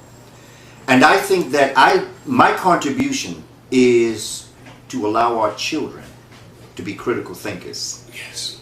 That's the key.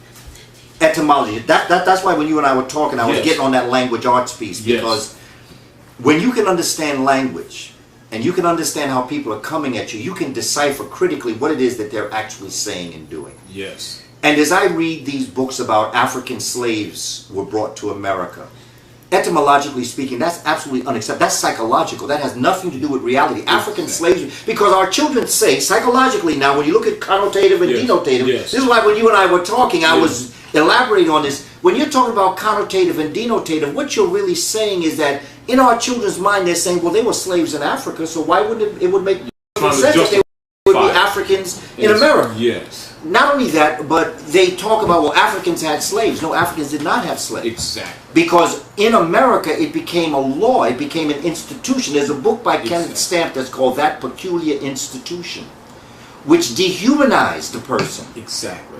Within an African context, you might have been in servitude to somebody, whether you were a prisoner of war or whether you did not have and somebody took care of you.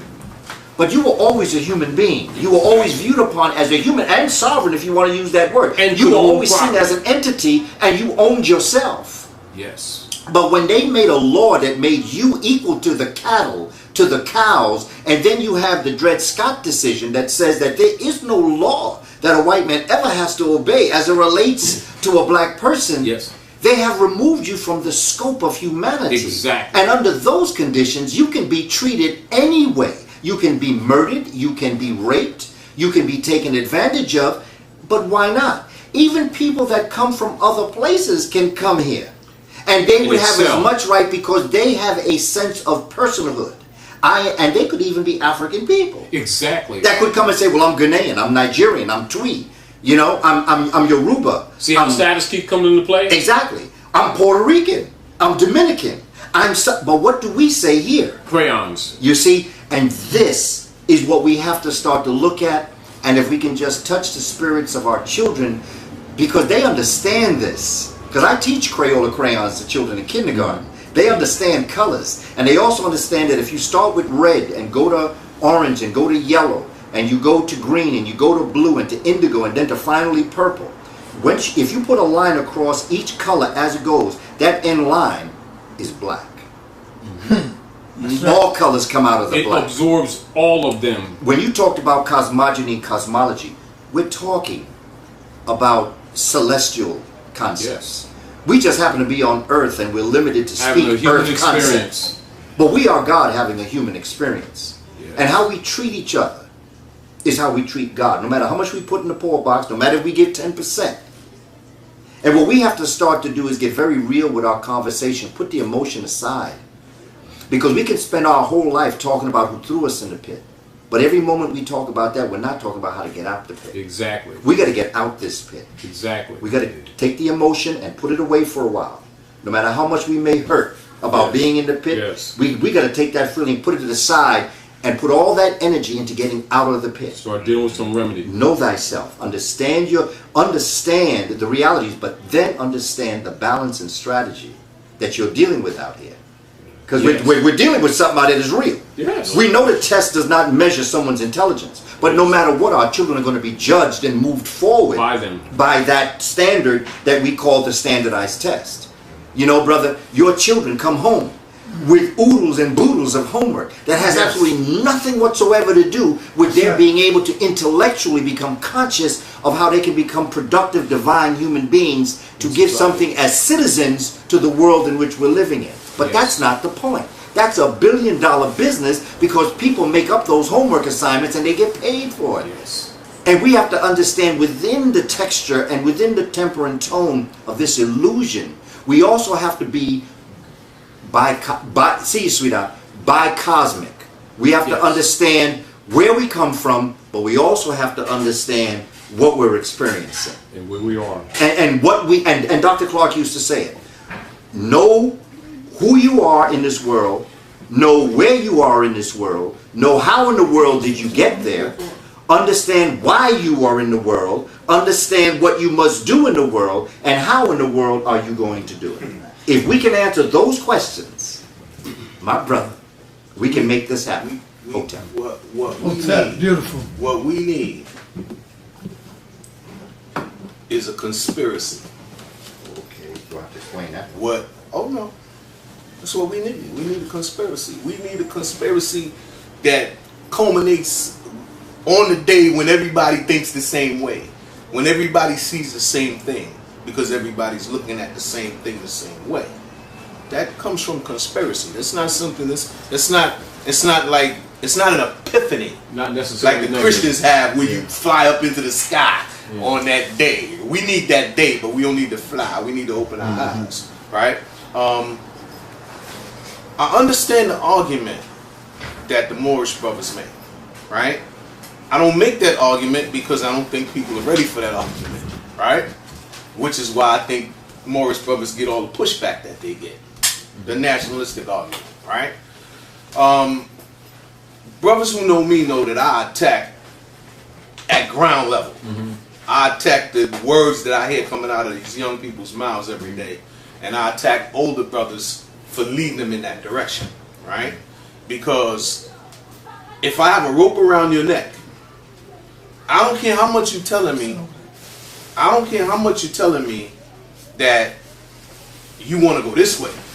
I'm pulling you in the direction I want you to go in. Don't move. Until up to the late 1800s, African and Moor is used synonymously all over the world. Don't move. And it's not till we start operating here that we got caught up in this crap, denying our own birthright, which is why we keep getting screwed. I don't have a problem with... No, wait. Listen, time out. Hear the statement. First of all, I'm qualifying myself because this is the deal. I'm not talking opinion. I'm talking record. Deal with the record. Got you. Deal with the facts. Got you. I don't have a problem with dealing with facts. I don't have a problem with you stating that Moor and African were interchangeable terms, right? But interchangeable terms within the framework of the ignorant Europeans who were using them doesn't say much, right? The people themselves, right? When you look at people like Awe people, Awe being who, brother? From the region that's called Ghana now, right? Ashanti, Akan people, Ashanti, Fanti, like that, right? When you look at these people, they have their own history, their own culture, their own oral traditions, and they don't call themselves Moors, right? Yes. When you look at their yeah, from tribal areas. Yeah. Oh yeah, well, tribal areas from the outside. No, see, that's an external dismissing view. that. I'm not dismissing. It's not view. I got you. What I'm saying is, I'm not dismissing any of that. What I'm demonstrating, what I'm saying, is that one of the keys to our demise as a people is that we keep falling into this tribal area thing as the supreme nation principle, when we're actually Canaanite, Moabite blood. That's who we are. That's the cover that covers all of us. Do you understand what I'm saying? Now, when you come down to the nation states, most of your nation states that people identify today are totally contemporary and go back 100 years. Half of them didn't exist, go 150, and most of them didn't exist. You're dealing with the Moorish or the Ottoman Empire, and then claims made by Rome. That's it. If you go into the Berlin Conference, 1884, 1885, you're dealing with the European nations colonizing Morocco, which is the Moorish Empire in general. And these were broken up into nation states. But when you're talking at, you're not looking at it just from the modern term as you're looking at Morocco. You're looking at Moabite, Canaanite blood, Canaanite peoples, Asiatic, Canaanite peoples. So the Asiatics and Africans are synonymous. And you know what's interesting about what you're saying, brother, is that the exact opposite was done with Ethiopia. Yes. Because Ethiopia was a term used to describe all peoples of dark complexion, if we want to call it that. But now it's a geographic location. Yes. And then when you go into the ancient Superdivir, or the dividing of the land, Ethiopia, the area that, or some of the family we call Ethiopia is actually Abyssinia. Abyssinia. And then Ethiopia was the term used for the dividing up of the land. And so it's generally applied to all of the people, exactly. But it really means something divided. It's actually an ancient Superdivir, yes. Or the annexing of the land between Ham and Cush. And you know, when we look at the way we could just, for those, because you notice that I'm always trying to be specific. Because I'm being specific because I want our community, who are not familiar with these terms. That's why I kept asking you to explain things, because I work with children, and I know that with our children you have to be very specific, and you can't assume that they know things. When we're talking about what has happened to us as a people, if we take where we're living right here, I'm not going to give the name or the number of where Sonetta, where we're taping this, but let's take this building. We have, this building is divided up into apartments. Yes. If every apartment was like a tribe, but all the apartments are in one building, we're one people. Geographic location, whether it be a river to a mountain range or whatever it was, natural boundaries that created people living in specific geographic locations, did not change the nature of the connection these people had with each other. Bloodline, and we keep dividing. That's the key. This is why we keep getting beat. Because we keep dividing ourselves into club tribes, and there's nothing wrong with that. No different than, all right, so it's like an apartment. It would, this would be quite a building if there were no walls and everybody lived in just look one. What happens. Say Africa is an example. 54 nations, right? And nation states. More now because Sudan has just been divided. Nation states, right? Now, generally, you have Muslim, Yahudi. That's usually related to our background from a spiritual perspective, right? Now, deal of it is, all of that can be traced back to Kabbalistic principles, even though they've been making into sects, if you get the point. And it still can be traced into Asia Major, up in Hindustan or ancient Peru, that we call India now, even with the Mauryan dynasty, Nanda dynasty, the Gupta dynasty. Which can be traced to Zoroastrianism, Menster's law, and you can relate all of this stuff. And what happened is we divided against each other as if we had no relationship, but that has more to do with the way the European has been teaching culture, even about ourselves. The same thing with us here. Now, my grandmom, them Blackfoot, my father, my mother, Ana Yanwia, or Cherokee, Ana Yanwia. So we can say Cherokee, but the European made that. We're Anayanwea, But when you deal with the tribes, we're ancient Canaanite Moabite people on the west, and it's not new stuff. But yet, if you say that and then don't say the tribe, people think you're talking about different people or that you're denying. But that's why we got beat up. Because we keep putting the tribal issue before the national issue, and the European pumps that because he already know that we were going to be divided, and he beats us up. And they know how to be divided but come together when it's time to defeat. Now, let me just say this. And then at least my contribution is here. Here's some books to read if you want to take this further. When We Ruled, by a brother by the name of Robin Walker, R-O-B-I-N Walker. Sheikh Anta Diop's fantastic book, The Cultural Unity of Black Africa. And then, from a feminine perspective, to get a sister's perspective, read Wonderful Ethiopians and Their Kushite Empires by Drusilla Dungy Houston. And read those books from the perspective of the conversation that we had today. And just to realize how we are all one people. And that it's important that we must stop fighting amongst ourselves. And stop playing tribe club. That's it. And if you want to be in a group, you can be in, but understand that the group is only a subset of the larger piece, and that the interest might be low, just like when you look at the way in which the temples were broken up in Kemet. You had 42 nomes, 42 cities, and each city had a patron. Yes. Every patron played a particular part in the overall spiritual philosophy of the entire nation. That's where Congress principle comes in. Okay. The House. Yes. The House is the zodiac. Yes. That's where you get the House, where you got the Senate, and it's coming directly from, honestly, the law of the great peace, which ruled the planet, not just here. Yes. And this is where people, when they get into this, this concept that when they keep thinking that's separate, the same principles apply. The other trick is when we go into the history and we go into our history, African, Kemetic history, and you'll see they keep going in with that patriarchal mentality. They were matriarchal systems. And in the linguistics, even when they're doing transliterations, you cannot go into true Asiatic African culture and history without the balance of the feminine masculine principle. And what they did when they transliterate both this history and the culture, they removed the feminine principle, and you keep getting it even in the linguistics from the masculine principle. And this is why even when people are doing so-called transliterations of the culture, that is corrupted.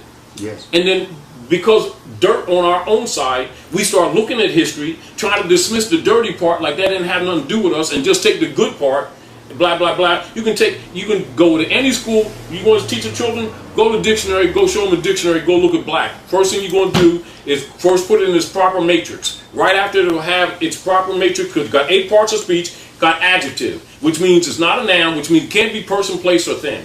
Then you go into its etymon, and then it'll have ME, which means Middle English, which means it don't go past the 1400s. Then it'll derive from Old LHG, Old High German, and in its original form means pale, which means these people ain't black, and they're looking at it as a code system. Then it'll go to the etymology of it, go right down, then it'll say right beneath it, black or more, then it'll take the brand off, and then it'll have small case with the black, then it'll have more, and says any Asiatic, African, Negro, black, etc., more. And now the brother mentioned about the feminine principle, let me just add the fact of another book to read. Ober Tashaka wrote a book, Returning to the Mother Principle.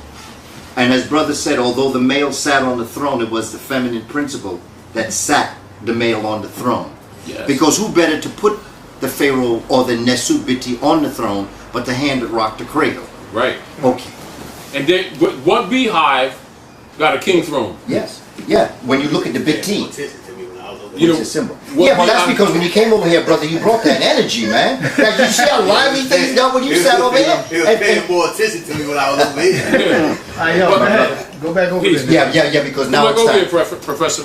Now, and so the principle is, and so good to see you, Professor Larry. And this is what's most important. Walk slow, drink not just water. For the loss of time, because the time factor, and the real deal.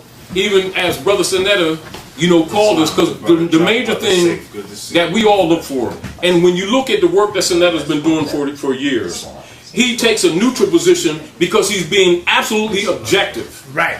Do you understand what I'm saying to you? He's taking a position of a reporter. He's a historian. He's a recorder. He's what you call a manuensis master, which means you can't, and it doesn't mean whether you agree or whether you disagree. It's because you must leave the venue open, because we're dealing with aggregate. We're dealing with contaminated aggregate, which we all must admit to. Do you understand what I'm saying? And you must filter it out. So therefore, you must take an objective position, even if you have your own other biases. If you, and this is back even to where the Professor Larry is coming from, which is proper. Challenge with questions, because because that makes you step up your game. But the reason, and so the point on why we even doing this, and this is back to some of the things that we're talking about, because he wasn't there when we did the other classes, when we was at the theater and stuff like that. The major issue, or why we decided to do this, as you all saw when we had all these people from these different groups, etc., different positions. Who's going to let's present some remedy. We know the history. We can debate history. But for the most part, none of us were witnesses. So the witness we have is the record. Exactly. Right? And you know that the Christians spent years burning books And the books that really have some substance or quality, usually they make it cost crazy. Just like if you go get a Corpus Juris Secundum, $10,000. If you understand what I'm saying. Even when you was dealing with ancient and modern Britons, that Scottish historians just giving history of the Moors in Europe, right? Book 17 note book. Then when the people started catching on to it, what was going up to 800 notes and 1,000 notes, little paperback, because they're trying to block stuff. You know, as soon as we start teaching people the balance of jurisprudence, etc., then, you know, you could get a used dictionary for 20 notes. Then they what? 100 notes, 400, 550, 1,000, and stuff like that, you know, and even books, etymology on the language, so that people can start breaking down things and put them in their proper perspective. And so the average brother walk out, he can't even go get these books without 2,000 or 3,000 notes in his pocket, and he's going to get not necessarily the best editions, if you get the whole point. Exactly. However, if you know how to search, you can, you know, it works out once you get in the circle. But the point that I want to bring up, rather than having us debate what our opinion is on certain history, what remedy do we have to present? What remedies? Meaning, what focus? Meaning that we all know we got problems. We all know these Europeans been abusing us. What remedies do we have to present so that when people looking at these tapes, you know, they can say, oh man, that's deep. Oh, that's cool, man. You know. Right, I got you. What remedies do you have? The point of it is like when I showed you that document, like with IRS, that's remedy. This is remedy. What remedies, and what happens is when you see us get together from the different groups, they're debating their groups, their clubs, who was really this people, who was really, that's all cool. Ain't got remedy the daggone first. This is why it's important for people to study. Right. See, because in other words, like if I present to you facts, right? Say, for instance, the history of the Moorish movement, what Noble Drawley did, what Marcus Garvey did, what the relationship was, going to the congressional record, going to COINTELPRO records, going to FBI records where you can decipher this stuff, go to Noble Drawley's statements, go to the structure of the temple, go to the microfilm, because I went to the microfilm in Michigan. Cook County, went to the microfilm and looked up old newspapers on microfilms. That's how I do research. I don't go by emotions. I do research. You understand what I'm saying? And so logically, I'll take certain opinions, but my opinions, most of my opinions, I have biases like everyone else, but they'll be based in the facts as opposed to opinion. But you'll find that a lot of so-called, you know, like say for instance, even when you're talking about Moors, right? Most of our people, when they mention the Moors, they're talking from a third-party perspective, when it's actually your bloodline. Has nothing to do with a club, a belief system, just the fact that Noble Drawley set it up, meaning that if you go into the status issues in this country or in the Western Hemisphere when you deal with the Dred Scott case, or even if you go after that, you go to the congressional records. We're talking about the Congress of the United States. The congressional records dealing with these people that they held to servitude. They're dealing with the Sundry Free Moors Act in 1790. Which determined the status of these people for them to have legal standing in law, not just here, but around the world. And so if you read that, meaning that if you read it and I'm reading it, then our conversation makes sense. If you're trying to tell me about that, then I take the position that because you're in the temple, you're trying to convert me to something, which is the wrong concept. We're talking bloodline. Now, there may be some club issues that's going on in the temple, that may be disputes. What is the difference between the temple Moors and the Moors that's out here? What you find is most of the Moors that are out here, more of them are dealing with research. Many of the ones that's out here? Many of them. Okay, right. Many of the Moors in the temples, because the temples were infiltrated. You know, when you're dealing with COINTELPRO operations under Calvin Coolidge, and then particularly under J. Edgar Hoover's, the national side of the movement was deliberately oppressed or suppressed within the Moorish temples. And then a lot of infiltrators came in with the determination to convert it into a belief system. I'm glad you said that. I wanted to give you that. I know you got a copy of that already. That's a magazine that came out, and they definitely got your name in there. If you turn to the next page. That was in a book that somebody brought me, a magazine that hit the streets. Here with your name right over here somewhere. Right around here. You'll see Taj debate. They got y'all under surveillance. Oh, sure. That's in there. Sure. The Europeans called me them so-called Jews called me the Fourth World War. You know, I mean, so it's not new. See, because what it does, so you can have that, take that back with you. They got you in there. They got a few people in there that they. So name. what it does, see, because what it does, it not only exposes the European, it exposes the fraud on our side. Because we keep having this tendency to come at this thing like all self-righteous, like I'm right and everybody else is wrong because I'm in this club.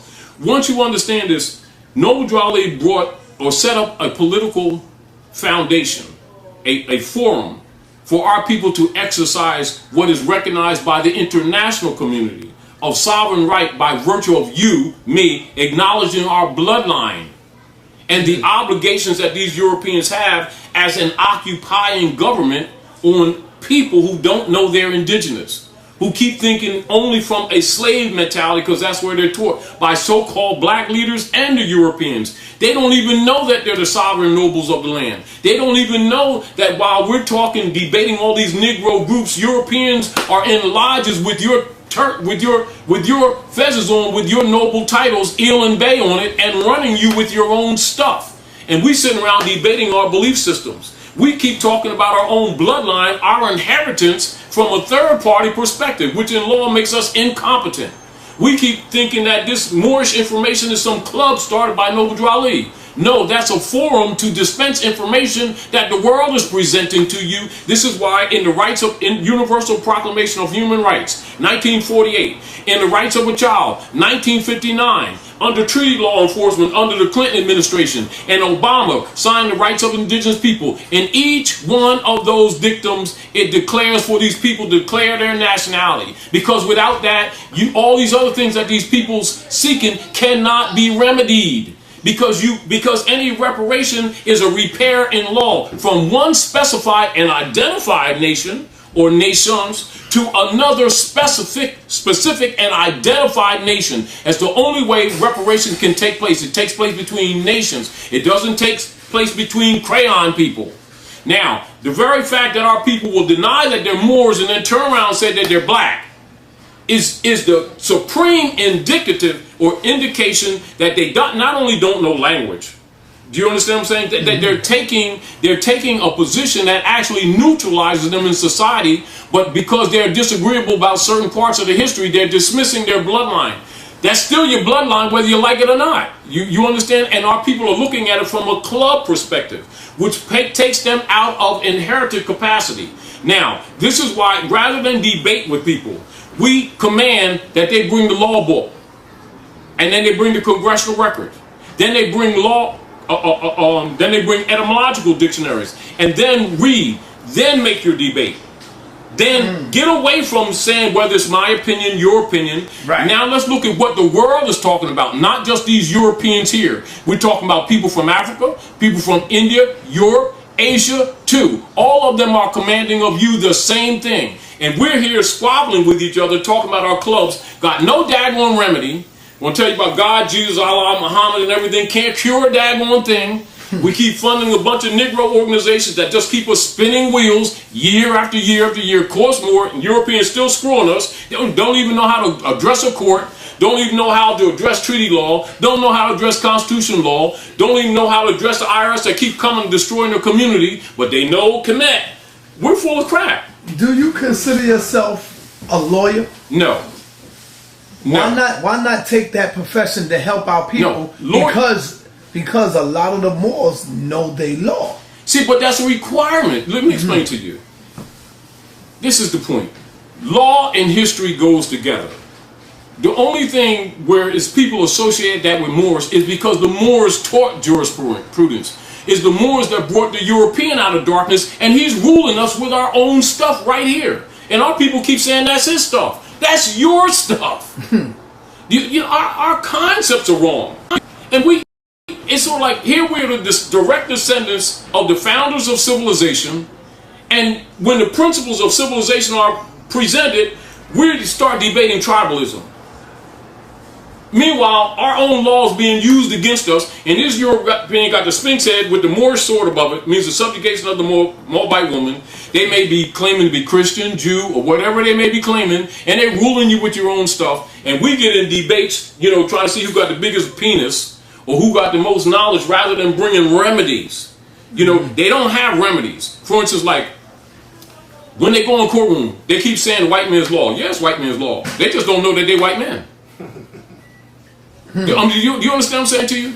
And so, and as soon as they say they're black man, or they agree to be that straw that man have on a paper, it creates the black code's jurisdiction under the 14th Amendment. So what you're saying right here, you don't consider yourself a white man, but if you going under under the law, you walk in there as a white man. That you daggone right. And so does other Africans. When other people see Africans, even brothers from the other side, know how sensitive we are. Also, they know how hypocritical we are. They also know that we sell our babies out to keep this man in power and then come back, start some nigger organization and march and pray. This is why they'll come in our community, make sure they stop past the hardware store and get a thick piece of plexiglass and come make a living off us just like everybody else and try their best to move out of the community. You understand? And not because they don't respect us as brothers and sisters. They know that we are operating in dishonor and we too daggone arrogant to recognize it. Have you ever been in front of the judge? Sure. How he look at you when you start speaking? Usually they close the court down. Coming at him. Usually they'll shut the court down. Wow. And usually deal with us last. Because they don't want nobody to catch on Because to you're this. freeing their slaves. Right, there you go. If you want, see, because keep this in mind, Sonetta, when you go into any court, don't just look at it here. It's in the world. The first issue is status. The second issue is jurisdiction / venue. Then adjudication. This is all over the world. But the Negro leader guys won't teach people these things because they want to always raise some funds, play the old victim game, and then pilfer the finance like they're doing something for these people, then take them in their courts under the black status, and immediately the black codes are what's being used in the court, or the Negro Act, or the Buck Act. And until that person changes the jurisdiction by declaring his birthright or his nationality, then the venue changes. Now they got to deal with constitutional law and treaty law. That's the distinction between Moors. Now, when you go into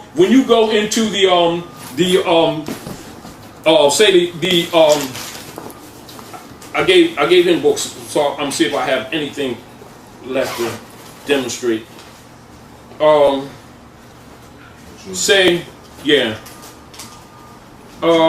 As an example, international law. Say, I don't think I have it in here.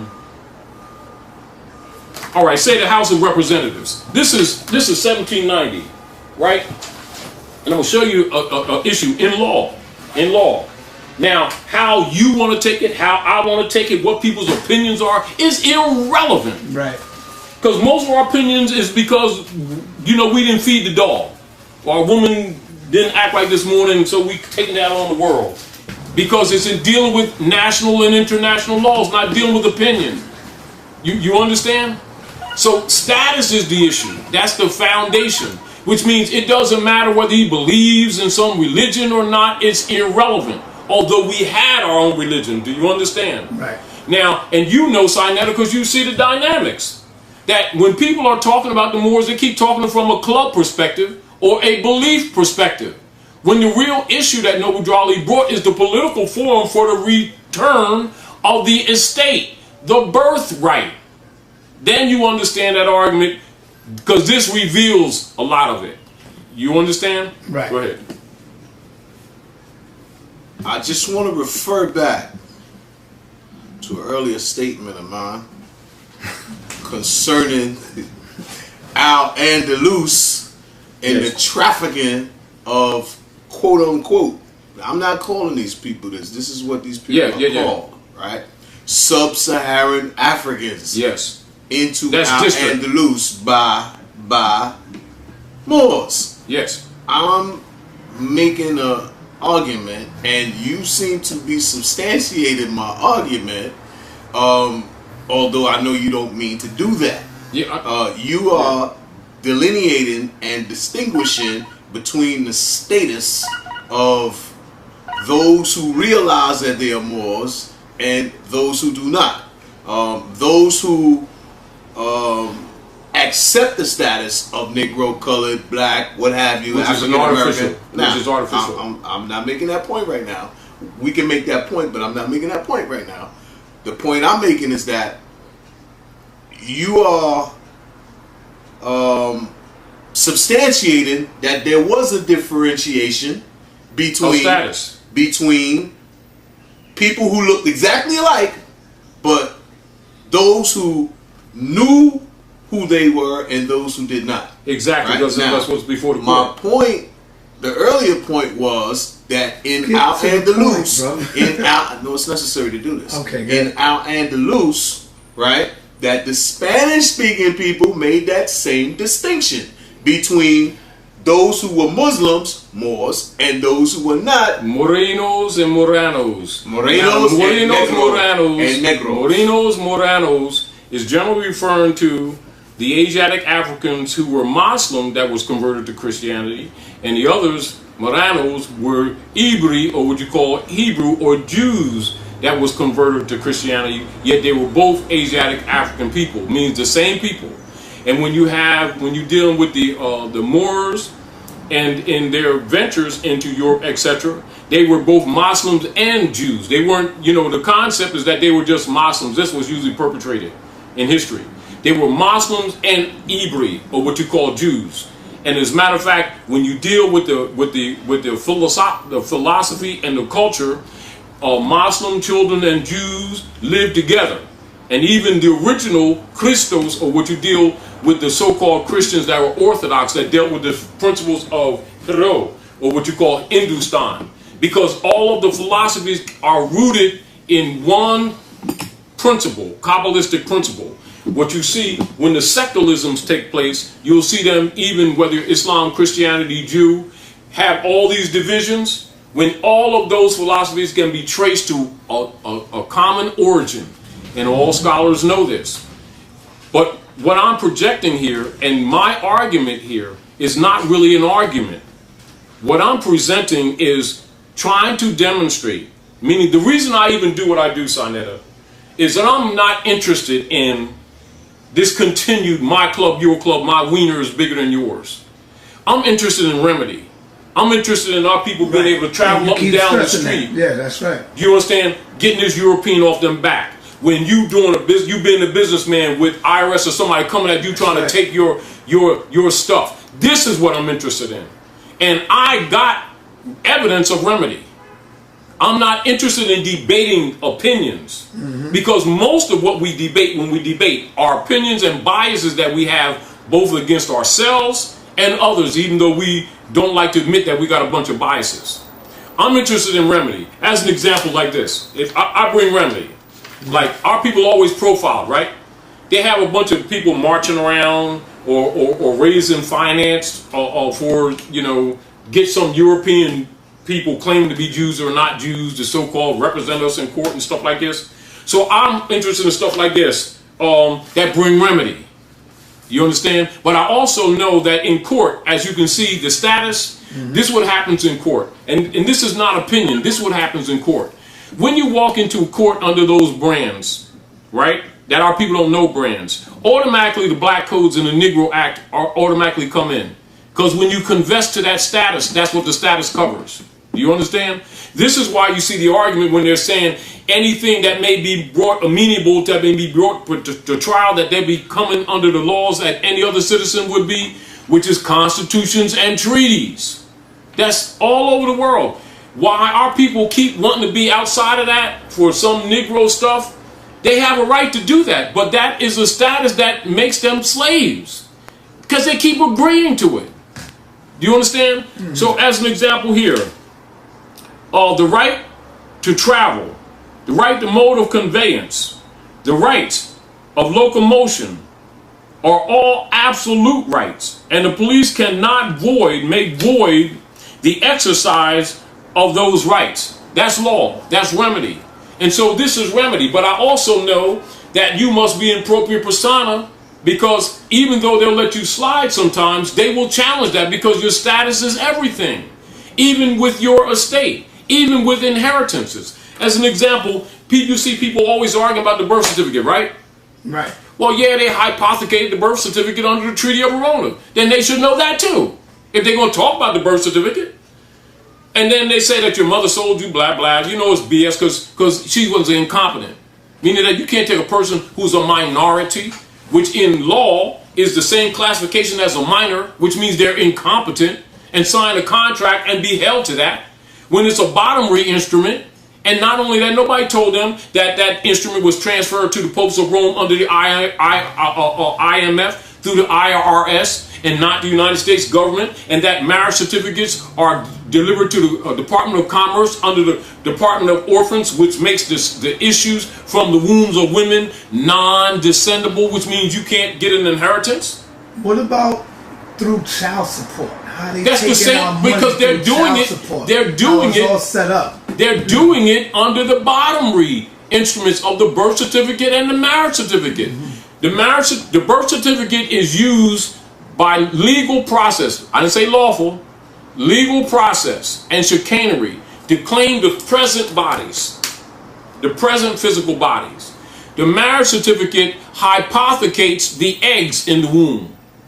Do you understand? The marriage certificate is used to hypothecate the womb. It is mainly that instrument that they use to kick your door down 2 o'clock in the morning and take them babies that ain't yours, that you think is yours.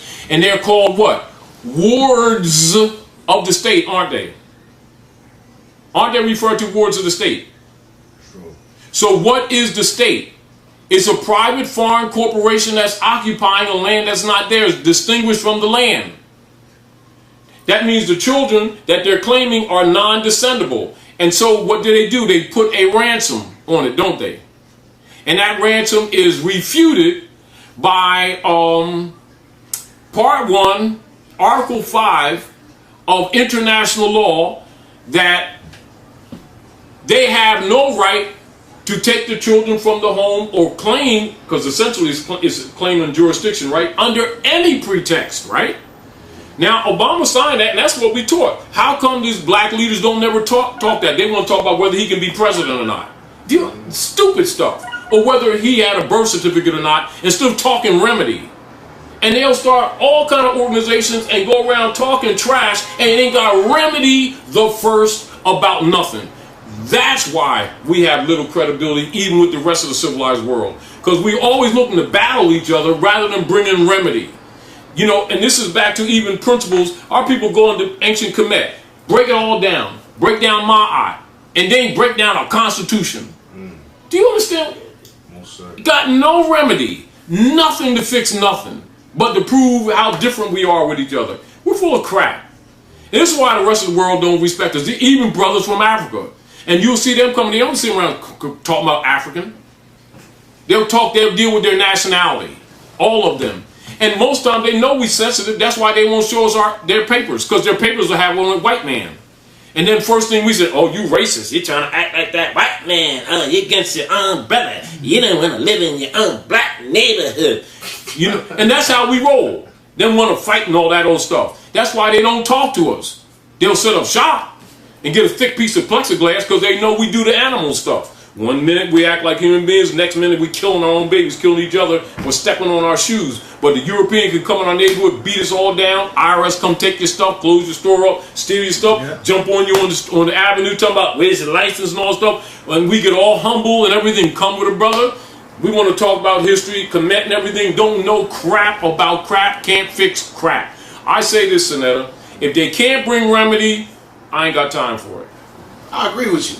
However, bring remedy. I agree with you. However,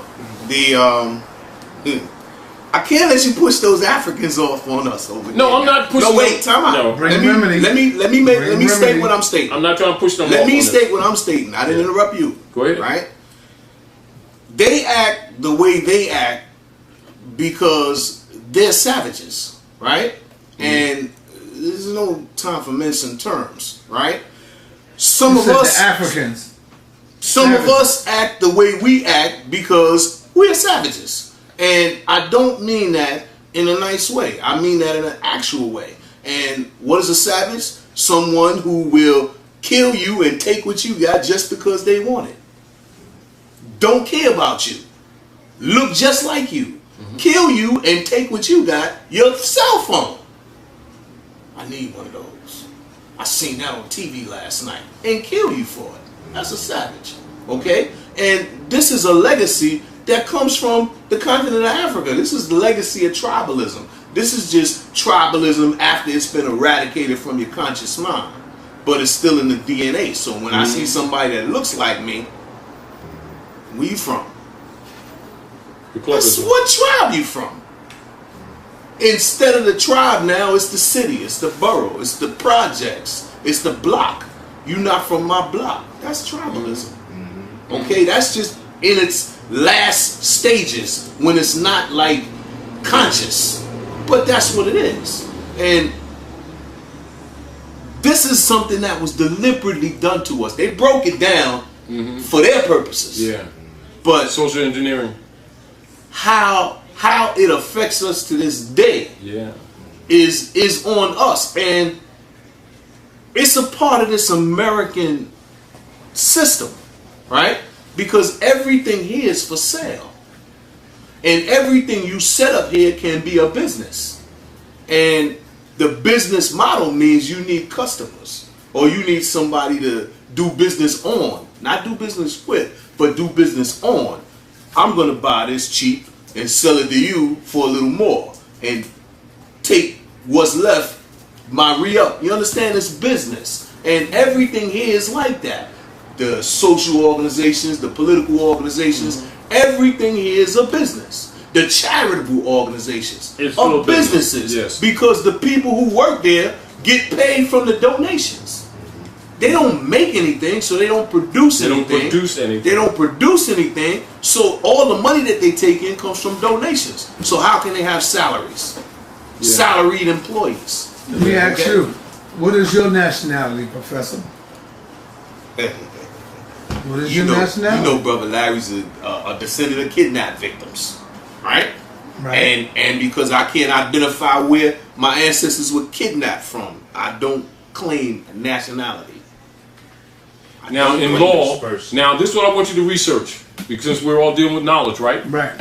That admission, he would be listed as a stateless person and would come under the Negro Acts. Well, no, listen, we're not talking. Let's not talking opinions. That's not opinion. That's not my. I'm not telling you that you're wrong. No. What I need you to understand, though, brother, is that you are telling me what someone else's opinion of me would be. No. Yeah, well, true. But let's talk about. We're talking international law, and stop just putting it on the European. If you understand, this is anywhere in the world. Anywhere in the world. Let's talk some facts. Why did President Obama sign the rights of indigenous people when he came back from Hikupta, which is called Egypt? And why did Bush Sr. and Jr. would not sign it? Why did Clinton not sign it? Why did all the European presidents would not sign the rights of indigenous people, even though the United States Corporation is a party to the United Nations, and it has already been declared by the nations of the earth? It's documented.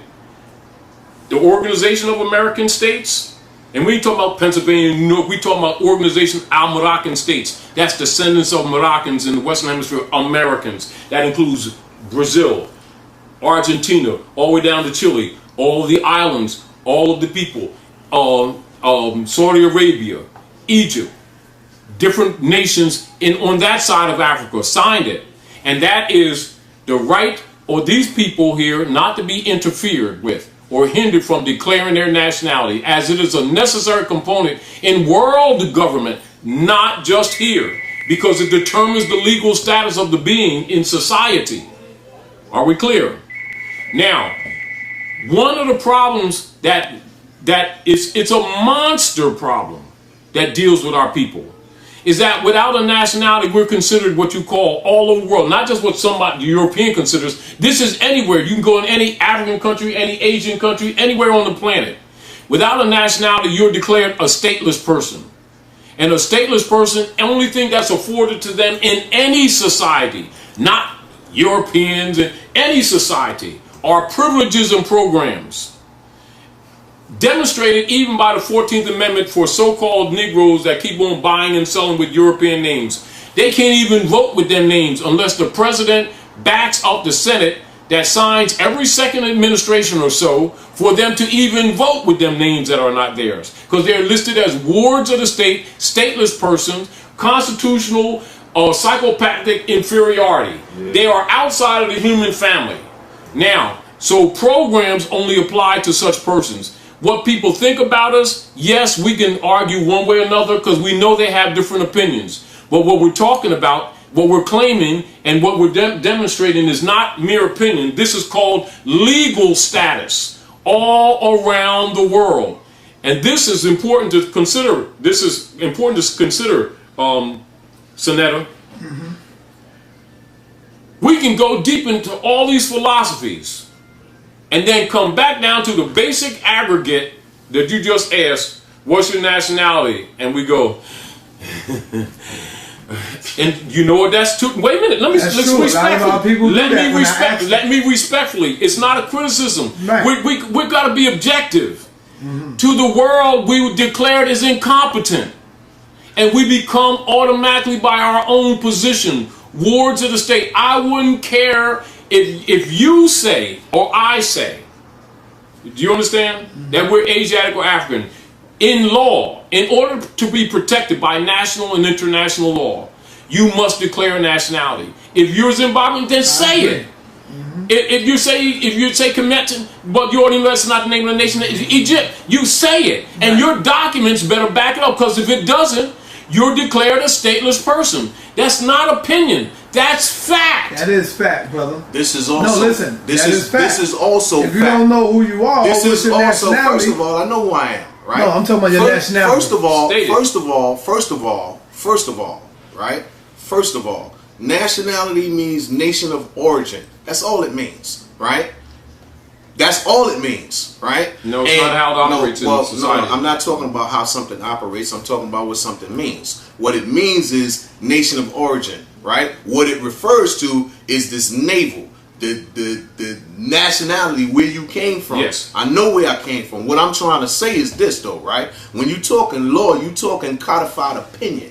That's all the law is. Yes, you talking codified opinion. Yes. So whether the opinion now, is that to dismiss it? No, that's not to dismiss it. That's to clarify whether the opinion is the opinion of a legislative body, duly elected by members of a society, or whether the opinion is of an individual that doesn't recognize that duly elected body. Yes. Right?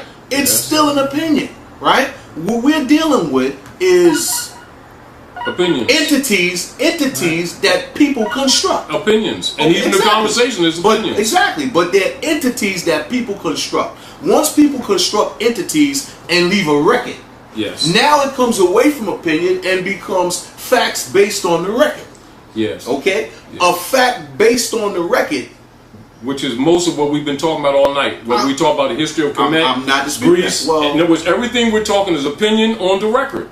So the issue is before the issue, and this is what I'm presenting, because what happens is it gets into circular arguments that produce absolutely nothing, other than saying, well, let me dismiss this record and then use this other record to dismiss this record because it's really all opinion. And so my issue is, what opinions, since we don't want to recognize the record, what opinions do you have that you can present that bring some remedy to our people? Actually, I'm a here and now person. Right here and now, I deal with it, and I can write law. Right, I've written law. Good. I've gone to court. Yes. To federal court and state court. Yes. Right. I write briefs. Yes. I know law. Yes. Right. I know legalese. I know how to talk like a lawyer. Right. What I'm saying to you, brother, is that my issue is what's going on outside this window. That's right. That's why when you and I leave here, right? Yeah. If some little brothers from across the street yeah. decide that that's a nice hat mm-hmm. and want to take it from you, mm-hmm. I'm talking about the thought process that produces that action. The black codes mentality. I agree. And that's where I'm coming from. So I am too. So I'm saying this is what I'm looking at. You know, I'm not looking at just attacking the brother across the street. I'm not even looking at that way. Attack, but listen, because if they come at you, they're attacking you, and so you got to defend yourself. You're attacking them. What I'm saying is that mentality comes from the black codes being perpetrated on our people for generations. Comes from these European colonists who've been occupying our land. That's number one. Now, and so we got to teach them both philosophy, and for the most part, they think that way because they're disconnected. They're suffering psychologically, and I know that you agree with me because it's true. It's called, in social engineering, it's called disassociation. We know that that's what they're suffering from. right? Now the deal of it is, you know, and I know that we'll start talking racism not in general, you know what I mean, but not coming with cure. Most of the reason they're disassociated because they have no connection to anything. They don't own anything. They don't even own themselves. When you teach them nationality, it reconnects them to both land and natural person and makes clear the distinction between artificial entities created as constructs on paper and the natural person that has a birthright, which is the foundation of operative government, not just here, but around the world. And it's a missing component with them that keeps them outside of the social order, which is usually why they are socially disturbed and antisocial. Not only that, most of us, being their parents, going around building churches all the time and have no civic organizations to teach them fundamental civic operations. Therefore, they're usually what? Antisocial, because they're left out there to survive any kind of way they can. And then most of us only deal with belief systems. We won't deal with facts. So when the issues come at them, they don't even have a defense. And all we talk about is marching and praying instead of bringing remedy. And when it boils down to it, what is that all called universally? Birthright theft. And it's not even it's not even an argument that's presented in our venues. And then when we present the arguments, we're usually competing with each other rather than bringing remedies.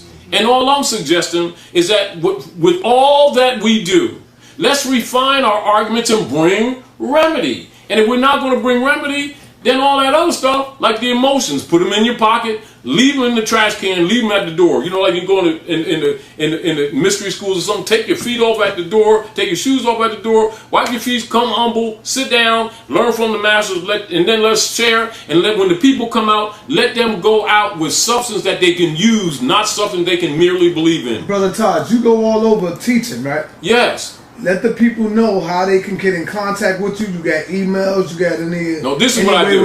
Let me be honest with you. Let me be honest with you. Where you teach at? Well, the sister just opened up a Facebook for me, which I don't do.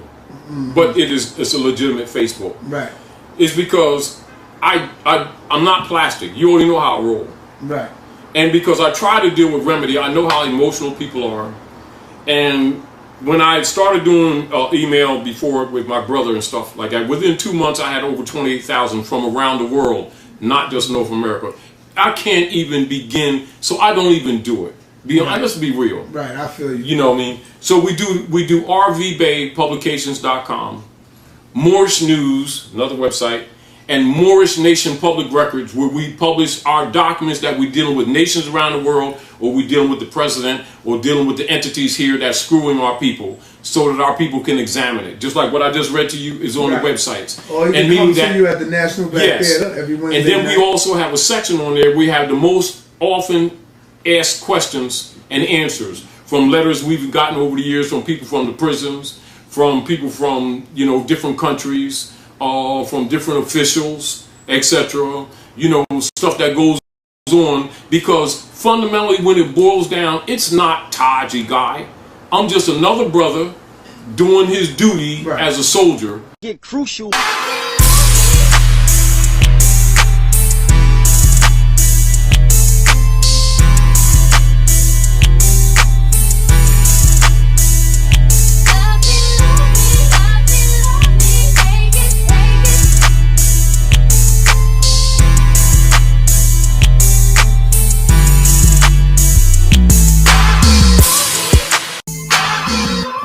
I think it's over though. He said, hungry, hungry, bacon, bacon. And you say it's called Stranger, right? Oh, word. All right, I'm Stranger. hungry, hungry. I need some bacon. I don't play no games, but if I do, it's GTA, catch a fade. Pull up, shoot you in your face, NBA. Come lose your money on some 2K. In the way, if it ain't PS5, can't get the time of day. Mortal Kombat, you pick whoever. I got Johnny K. Copy now. You want some more? Gaming Lounge though. You can get crucial. Real tough, kid. So when I put you in the sky, you ain't woke, but you up, bitch. Shut up, bitch.